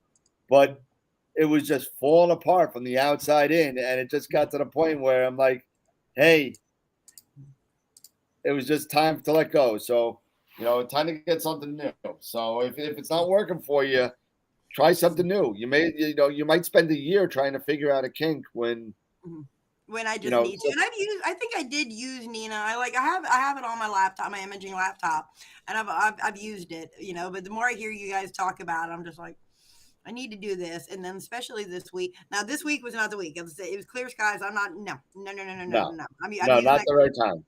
July and August, I'm going to be sitting around up here, here getting all angry and be like that old man screaming at the clouds, old lady like, Arr! But so that'll be when I'll switch on to something else. But so I ended up just downloading an older version, and it was working fine. But like I was like, I should not be spending 20 minutes messing with my focus. It kept on freezing up, and then the whole thing would just shut down. Like, I'd walk away, I'd come back a minute later, I'm like, where'd everything go? It's gone. Like, it just shut down completely. So, hopefully they'll get it worked out. But imagine if your car did that. That would suck. That would. That would. And I have a 2003 Pontiac that I'm babying because I like my little go-kart, Yeah, and not for nothing, Dan, but the best Plymouth Fury I ever made was the 56. I was not around for that one. No, but Christine was. Did I show you guys? Because people are asking me about my guiding, and they are. The guiding is only. I'm going to preface this. The guiding is only with PhD 2 when I'm using Nina. Everybody, most of you guys know that I use the ASI Air. And my ASI Air uses a kind of a watered down version of PhD 2, but I do not have any problems guiding with the ASI Air. It is only through PhD 2 when I'm using Nina. And I'll share my screen here, and we've been going back and forth trying to figure this out. So I'm going to share my screen here. I'm going to share the visual logs, so you guys can see what I mean. Are you guiding right now with Nina? Am I guiding? No. I mean, I plugged it all up. I'm about to uninstall PhD 2 so I can install the old version. But let me do this. Well, if the problem is unique to you, the likelihood that the problem is not unique to you. There's got to be somebody else out there that's experiencing this. Yeah. So here is one of this was back on the 17th of June. Oh God, I thought I was looking at a seismic map. Yeah, no, right? And if I pull this back, you can see deck, it was usually okay, but then, when it was doing some dithering, it was failing on dithering, and it was just going nuts. Right? It's just insane. I just don't get it. And yeah, all these corrections and everything, especially on RA, it's nuts. Now, if I open up, there's another one. If I go to my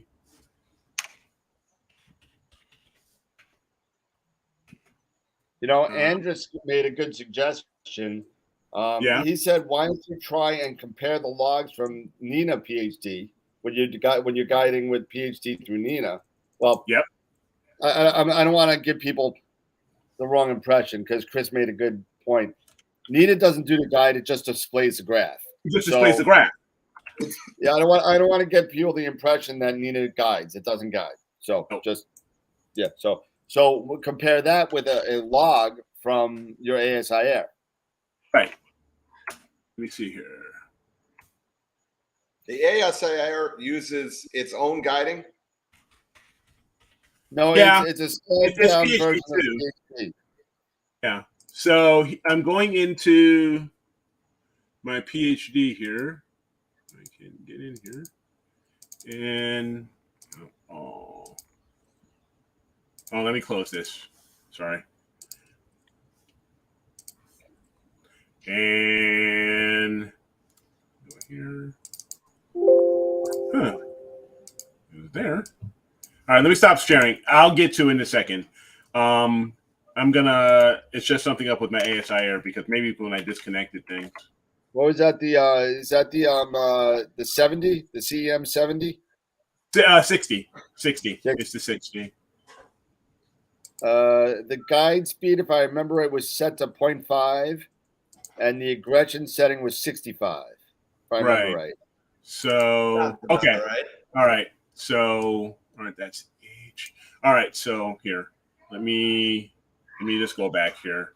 Sorry guys. And here and share.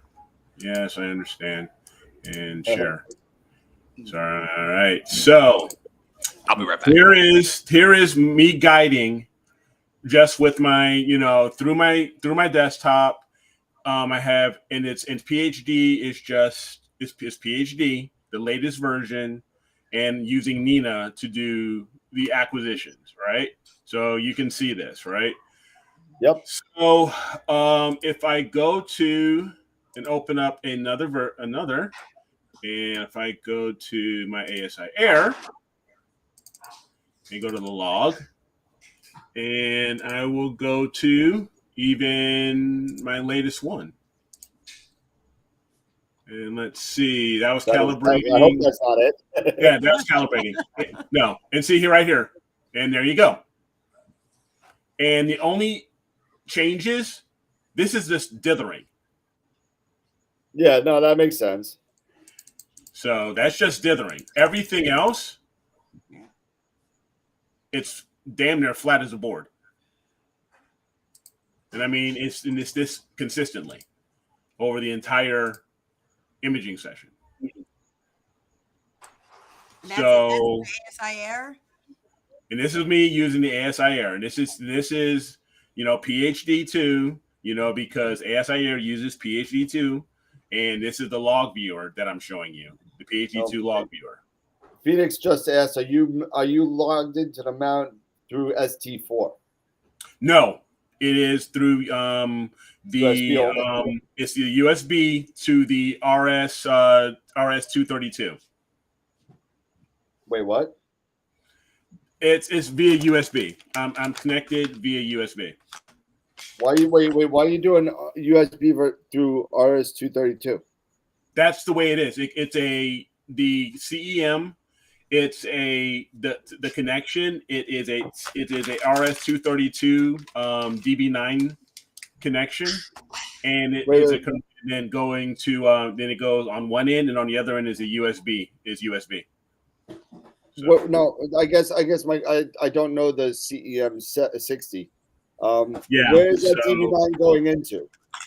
It's going into the here. Let me stop my screen here. Let me stop sharing so I can go back to here. And I got to get a power plug. Give me a second. Yeah. So here, this is an example. This is one of, I have about 3 of these. These are the cables. This is the cable that goes from my CEM 60 and plugs into either the ASI Air or my USB hub. Okay.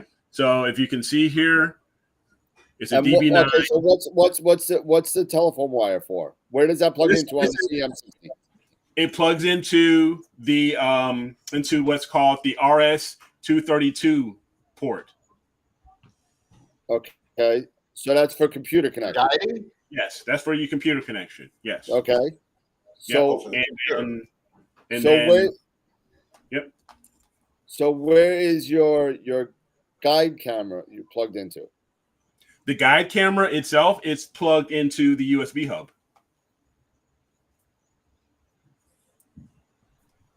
And everything is plugged into the USB strip. And the USB into? Yeah, and the USB is basically plugging in here into my desktop.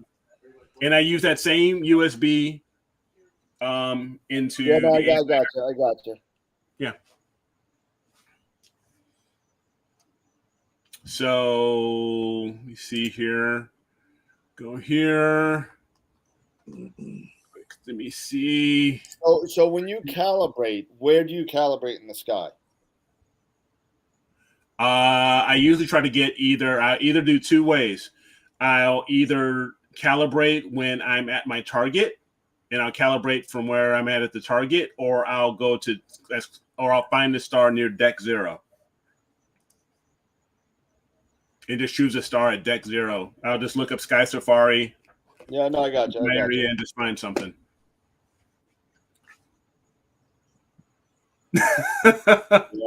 Yeah, I agree. Mark saying I got a CM70 you can buy. I love my 60. Yeah, but I'm just trying to think. So you're going right out of the. Doesn't the CM60 have a USB port? On the back, there's USB. There's like a 2.0 USB hub. No, isn't there one for a USB out of the mount on the CM60? For your computer. No. No, that's basically this. It's the I know what that is, but let's see. Let's see a picture. I'm pulling up my my manual right now. I see. Why when you search CM60, CM70 comes up? Come on. Yeah. So here it is. Hold on. If let me drop this. Let me share my screen again. Let me kill this and share my screen. Don't show this again. And I understand. Let's proceed and share. Okay, so here you go. These are the ports. Hold on. It's still loading for some reason. Okay. I probably need a power outlet. Hold on a second. I need a power cord. Eric joined. Hold on, it just came up. Let's see. Yeah, Mark, that's what I'm saying. Let's see. Okay, so I see a power port. So this is on the right side where you have your DC, where you have your power and your hand controller. Goes on that side. And on the left side of the mount, you have the RS-232 and you have the ST4 guide. And where I have it is the RS-232 is the cable that I showed you, and that plugs in and then goes to and then plugs into my USB hub. Guide ST4 RS-232. Yeah, so either ST4 or RS-232. You don't use the ST4, do you? No, I do not. No, I didn't think so. So I guess the only other question I would think of regarding this is, I think there's a checkbox in PhD guiding regarding pulse guiding. Okay. Make sure that's unchecked for you. Okay. I can certainly do that. If we go to PhD 2 here, let's just bring up PhD 2 here. I think there's a checkbox under the guiding tab, if I remember right. It's been a while since I actually had to change it. Okay. Let me go so here's the guide. Okay, so let me go here to the guiding tab. And I don't see anything as far as a pulse.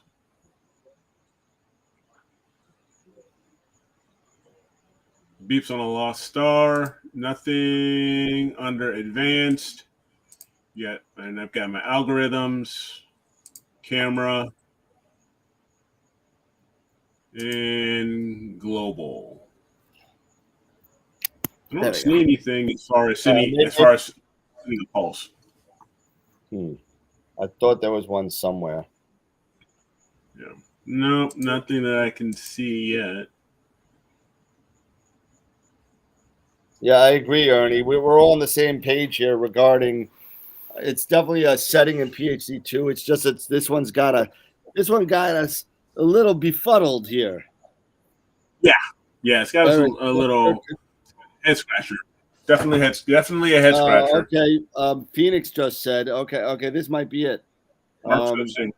Eric, check your control software for the CEM60. That should be where you can select what type of guiding you have. There you go. Say that again. So in the Didn't CEM60, Yeah. Let The me control stop software. sharing here. Check your control software for the CEM. Okay. So let me bring that In up. the hand controller? In the hand controller. Yeah. Okay, Jess. And mount settings. I don't see anything in there. Camera and optics. Don't see anything in there. Preferences. Don't see anything in there. Are we talking the Optron Commander? Okay, that's Yeah. what I'm wondering. Is this the Optron Commander we're talking about? That's the hand controller. Because No, that's the soft. If there was something like the like EQ mod, we'd have this fixed already. Unfortunately, Yeah, yeah, for sure. because that's something that I know pretty good. Yeah, let me know if you guys see my screen yet, and I'll bring up my Optron Commander. Yeah, Optron Commander. That's what Phoenix said. He's Yeah. trying to share his screen. Yeah, so I'm trying to share my screen here. Yeah, I'm really vexed. I do not know. Man, I can't Yeah, see I'm that looking at at- all. Yeah, that I can't see. Let me see. How do I increase my screen size or make a big zoom? Bada boom.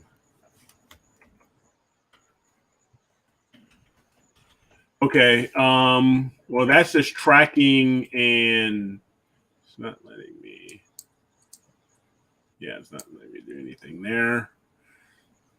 And yeah, this is not. This doesn't give me anything as far as pointing model. There's nothing there. Mount settings. There's nothing in. Only thing I have in here is just the guiding rate. There's nothing What's new it at? there. What's it at? 0.5 Okay. by time Okay. sidereal. That's fine. Yep. Chris says Chris says the driver settings when you disconnect and go to the I think he's saying configure the COG. Driver the setting. cog. Okay, so what if the cog, the settings cog. all right. Show here. Okay. All right, let's go back here to Commander.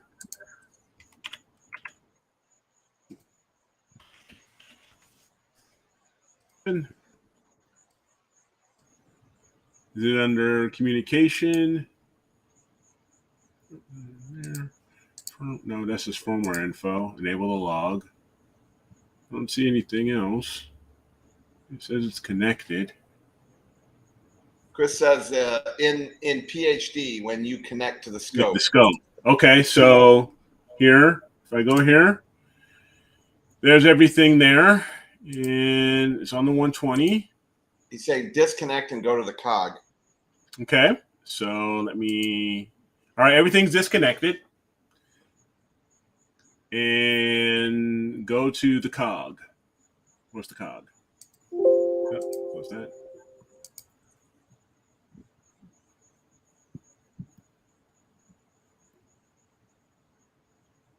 Now I'm assuming he's meaning PhD too. Yeah.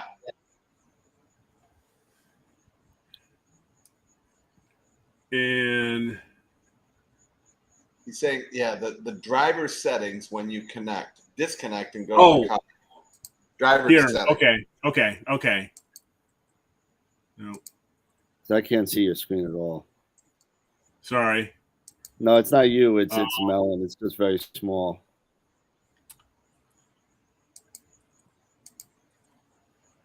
No, I don't see anything. It's just my camera mode here. So it should be like the wrench. I think he's talking about. Yeah. It says cameras. Yeah, camera for the setup. mount. For the mount. Yeah. Oh. All these settings have been moved to iOptron Commander. There's nothing to configure anymore. Yeah. Huh. I don't know. So Is that a setting that, like, if you go through and set up a new profile? I know there's a few questions that are asked in there. If you go through and do the just First set Light it up as a Wizard? new profile, The profile the wizard, yeah. yeah. because I think there was a couple options in there. I don't remember which ones, but might that be there? Maybe. It's worth a look. And Yeah, but we looked through all the settings. It's one of the head scratchers. It's definitely a head scratcher. You know what? And Mark made a good suggestion. Have you tried the PhD Google group? Yeah. I've not the Google group. I just shot stuff over to the PhD group over Facebook, but not over to Google. No. Yeah, try it because you might get So yeah, it's been frustrating. So I mean, I just want to really use Nina, play around with Nina, learn from you know what, Eric, you are going to be known as Glitch Boy to me because I've never seen this problem, and I've helped people set up Nina multiple times, right. and I've never had this issue. But although I got to say, I've never had anybody with an Ioptron mount that I've helped. So it was right. It was everything from plane wave all the way down to the Atlas and the Cinta mounts. But yeah, Mark is suggesting just for giggles, try ST4 guiding. I've never done ST4 guiding, but okay. Yeah, I was thinking something similar. Have you tried using a different cable? Yeah, I've tried several different cables. I've got these. I got 3 of them. I've got 2 here, and this one is actually on the mount itself. That's on the mount right now. Well, I still don't think it's hardware. I still think it's software. Yeah. So who knows? You know what I would do is I would take your good log from the ASI Air and take one of your crappy logs from Nina. Yep. Well, it's not a Nina problem. I don't want to say it's a PhD. But you know what I mean. Get the log, send them both to the user group on Google. On Google. Join it, and let me tell you something. They are brilliant people over there. They will have an answer for you probably in about 5 minutes. Yeah. Fair enough. Yeah. Yeah. Because like I said, no problem with ASI Air. It's just something with me actually using the PhD2 software. There's something with that I'm doing wrong with the software. And it could be something really, really simple. Did you set up a separate profile in PhD2 for running it on Nina? I tried it twice. I have 2 separate profiles. When I had this problem initially, I had a profile, and then someone suggested create a second profile, and I did that again. So I have 2 profiles right now in PhD2, and I'm getting the same problem. No. I wonder if it's overthinking. Right, Mark. Yeah, no, but these are actual. No, they won't look at ASI Air logs, but ASI Air does create PhD2 logs because it uses PhD2. So there's both. So I can get both of them. So they should be able to. So I would still send both of them. Someone will look at them. You know what I mean? Yeah. But because it's all PhD related. So it's all PhD related. Exactly. It's not the ASI Air actual ASI Air log. It's PhD log in ASI Air. So yeah. All right. Well. Everybody's been quoting Gladiator in the chat, so everybody's terribly vexed. Are you not entertained? That was my answer. Yeah. but yeah, it's definitely a PhD2 issue. I totally agree. So I'll play around for an EQ8R. Yeah. You got one lying around there, David? You can, ship over to me, please? What happened? EQ8R what? No, no. Dave's saying it sounds like it's time for an EQ8R. Dude, I was down to 0.21 guiding the other night. Oh yeah. And with this, and when I was guiding yesterday or the day before, I was down like 0.3 on the Sim 6. It was like 0.4, 0.3. Must have been nice and stable night. Oh yeah, it was a really nice night. Oh my God. We are such nerds. Yep. It was so. I was down to 2.1 guiding. We're such nerds. I got chills coming up the back of my neck. You're so cool, Brewster. Dan is on the floor. The only thing that make it worse, Dan, is if we play D&D. Oh, wait a minute. I know. We got to get through. We got to get through Cragmore. Yeah. Alan Rickman was the best in Robin Hood. He's like, and cancel Chris. Oh my God. So listen, guys, it is after 10 o'clock. Do we have anything we need to do? Brother? Oh, yeah. No, you can't interrupt my off the rails chart here. I can't. Yeah. No contest today or anything like that. Because it's dull. It will hurt more, you twit. Sorry. I'm sorry. I didn't mean to interrupt. But, no, yes, we do have a winner. You do have a winner? We do have a winner. Okay. It is Friday.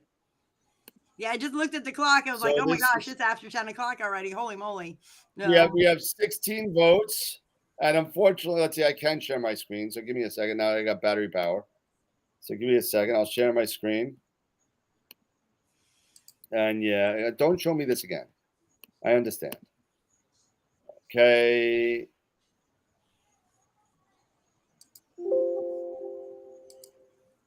Okay.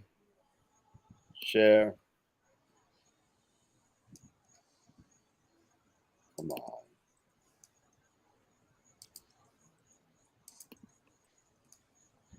We're waiting. Yeah, well, it's not letting me share. It's not letting me share screen on this damn Mac. This Mac stuff. It's not the computer, it's the user. Chrome does not have permission to share your screen. Ugh. Okay, so I'll just say who the winner is. You're just gonna have to trust me. And the winner is click. Let's see. So what we only had two. We only had two photos. We only had two photos this month. Yeah, nice. What's up with that? We got to get we got to get the word out, man. What's up? So we had two pictures, and one was Joshua Kovacs Row Ophiuchi complex. It was taken with a T7 unmodified, Portal 7, Grand Rapids, Michigan, 3 hours and 52 minutes. And then we got Gideon's, what is this? He didn't put what it was in the picture. Let's see. We'll have to go on the website and see what the picture. I don't remember. Yeah, you can go on the website, can't you, Eric, and share it? Yeah. Yep. Give me a sec here. Let me fire it up. And go here. And let me share here.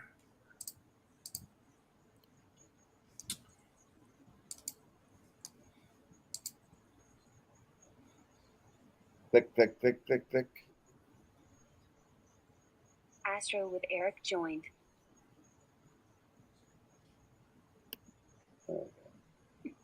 And it's loading because we've got a lot.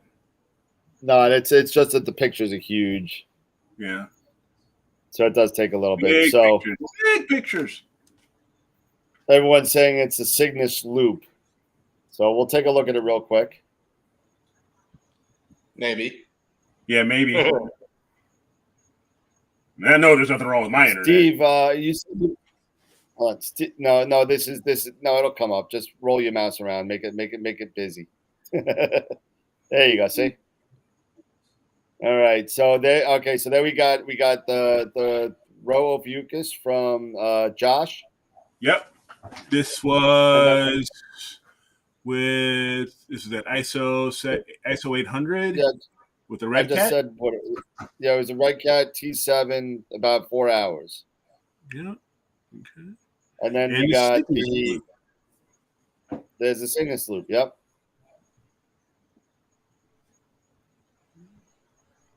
And the winner is, with 10 votes. yep, I got it right here. Yeah, It is Joshua Kovac. So, Josh, you are the winner of this week's, the first one for July's Picture of the Week. And Josh. Congratulations. Yeah, so nice job to Josh. So 10-6. And everybody, please. So I saw Steve Cap 404 said that he put a picture in on the 13th. I responded to you and I didn't see anything in there for you, Steve. So please make sure it's in the right in the main root folder. Don't make your own folder because I don't look at any other folders in there because those are other projects. And there it is. A nice picture of Josh there. All right. And we also have the Masters of Pixinsight Class too that we got to give away. Yep. So okay. I will go ahead and stop sharing. Well, you could talk for a little bit because I gotta download. But overall, no, I like this.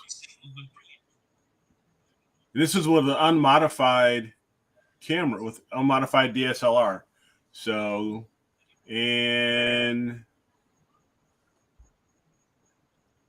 okay, so just a little. Okay, so 2.5 minutes per exposure. You got quite a few of them here over several different dates, over several different nights. So a lot of time into this, 10 hours of integration. At a Bortle 7. So nice work. Very nice work. Considering, being in that type of a sky. That is really nice. So yeah, congratulations there, Josh. Go ahead and stop sharing my screen here. Just waiting for this to download. Give me 1 second. Yep. So yeah, and I will go ahead and I'm gonna probably go ahead and just try an older version, like you're suggesting there, Dan, of PhD 2. See what happens. As well. You got nothing to lose, I ain't got nothing to lose. Exactly. Except time. No, you've already lost a lot of that. Yeah, no kidding. Well, the good thing is that'll be easy for me to switch back over to the ASI Air if I need to. Please don't do copyrighted music on the channel, please. Yes. This is duty free. I made sure. It's duty free. Okay, good. Yeah, everything's duty free until I get a copyright strike. Yeah. This is taking public domain. This thing is ridiculous. This internet is ridiculously slow here.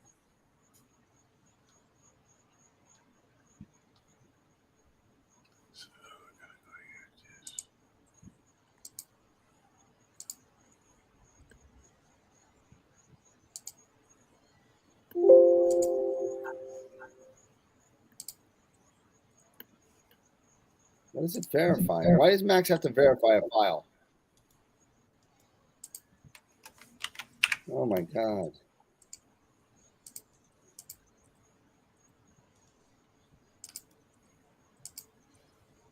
And this is why I don't use Max.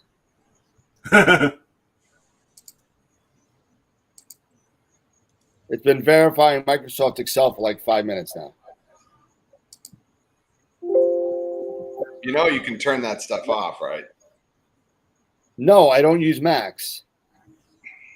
You can turn that stuff off. I'm trying to open up an Excel file and it won't let me. It's finally coming up now. Yeah, but it's on a Mac. Yeah, I know. Is it a Mac version of Excel?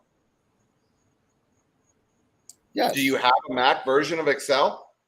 Yes. Oh, well, then it should work. Yeah, well, it's not. So I'm going to do it. I'm gonna do it a separate way. All right. So unfortunately, again, I can't share my screen, but I'll just choose a winner. I'm gonna pull it. I could do it on IP for AP. You'll be able to hear it. And let me just get it up again. And AstroWorld and giveaway. And that person that won, I forget who it was. That person that won the planetary cam, Yeah. hasn't reached out to me, so we may pull another winner. Yeah. Oh, okay. So, What do we give him, a week? no, it's been 2 weeks already.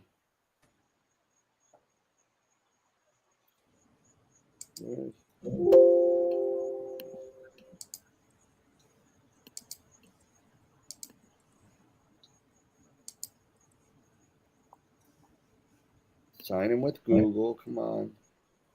This computer's so damn slow.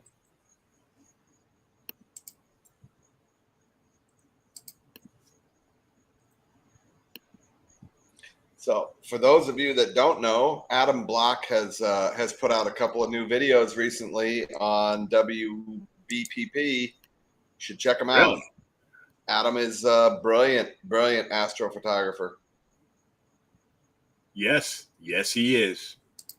Absolutely. He is actually not just an amateur. That boy is a full-on pro. Yes. Yeah. That's what he. Yeah, This, well, he that's does.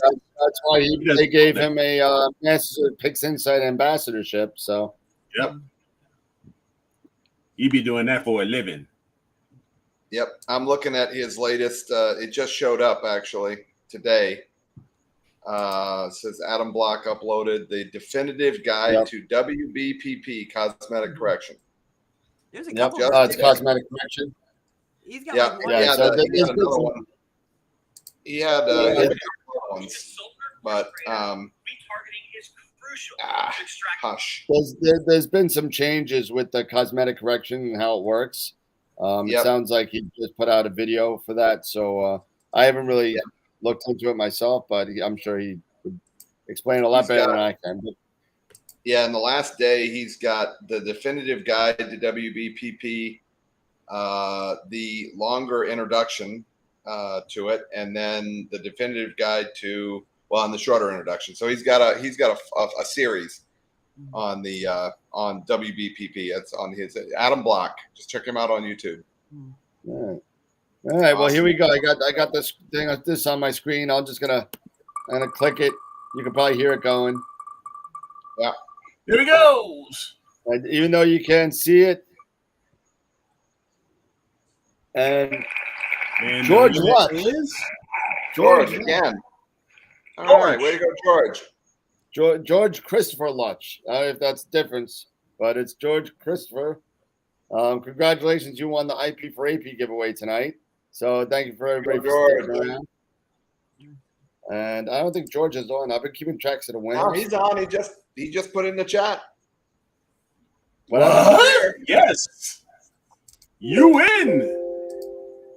I can't even see. I guess I got too many things open. Yeah, George Lutch. Yeah, you won, George. Way to go, buddy. Yeah, so nice job. I'll send you an email when I get home back to New York tomorrow sometime. But we're running way over. I see people yawning. I'm very tired myself. I need another glass of wine. And I should probably get in to hang out with the wife and the mother-in-law since that's what I'm here for. So we'll just do a final thoughts run through real quick, and then we'll get out of here. So, Jesse, I'm glad to be here. Keep it nice. I need to like write this down. I don't know why. Every time you give me on the final thoughts, I'm just like, duh, like I've never done it before. But great show as always. Always a good time. love my Friday nights on here with you guys. And whenever I leave, I've always got some homework I got to do. You guys kind of always like several things that you guys start talking about. I'm like, I have no idea what these guys are even. I don't even know what this is. So, but thank you guys for watching. Beautiful. There you go. You're good. and happy Independence Day for all us the U.S. viewers out there. And we say it was today Canada Day. Canada Day. Yep. I haven't looked at my it's Canada calendar, Day. so I'm so sorry that I don't keep up on that. But happy Independence Day to all you guys out there in the U.S. So. All right, Mr. Eric. I got nothing. I just got to figure out my damn PhD too. Yeah. I got my damn PhD too. That's all. No, but seriously, happy Canada Day to all of our Canadian friends. Happy Independence Day to us. Yay, USA. And just enjoy this weekend. Enjoy the long weekend. I'm sure in Canada, with Canada Day, you guys have a nice long weekend. We're going to have a nice long weekend, spend the time with the family. And when the sun sets and it gets nice and dark, don't forget to look up. So that's all I got. All right. Scotty? Yeah, happy birthday, USA. Woohoo! Yeah. So, get out and enjoy it. Go to the fireworks. Eat that cotton candy. Have fun with your family. Oh, and Gideon, for you, buddy.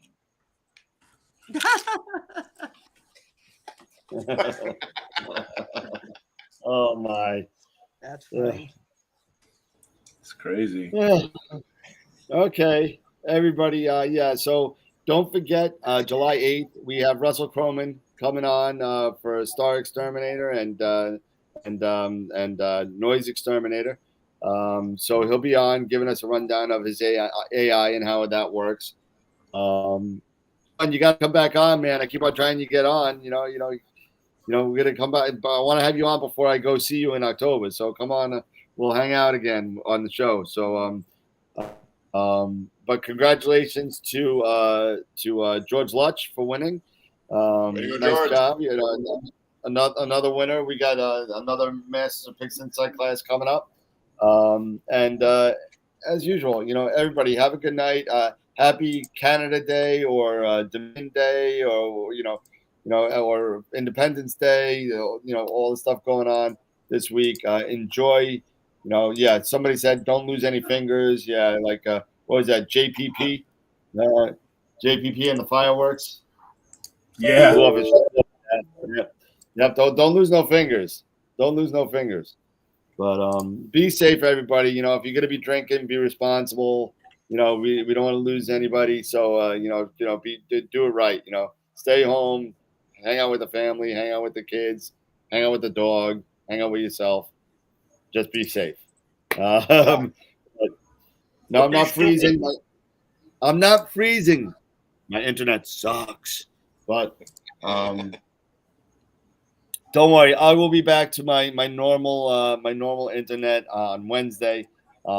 Everybody have a good night. Hopefully we can get Eric's PhD issues sorted, either through Google Groups or other. And if anybody has any idea, feel free to hit up. Feel free to hit up Eric on his email through his YouTube channel, whatever. Yep.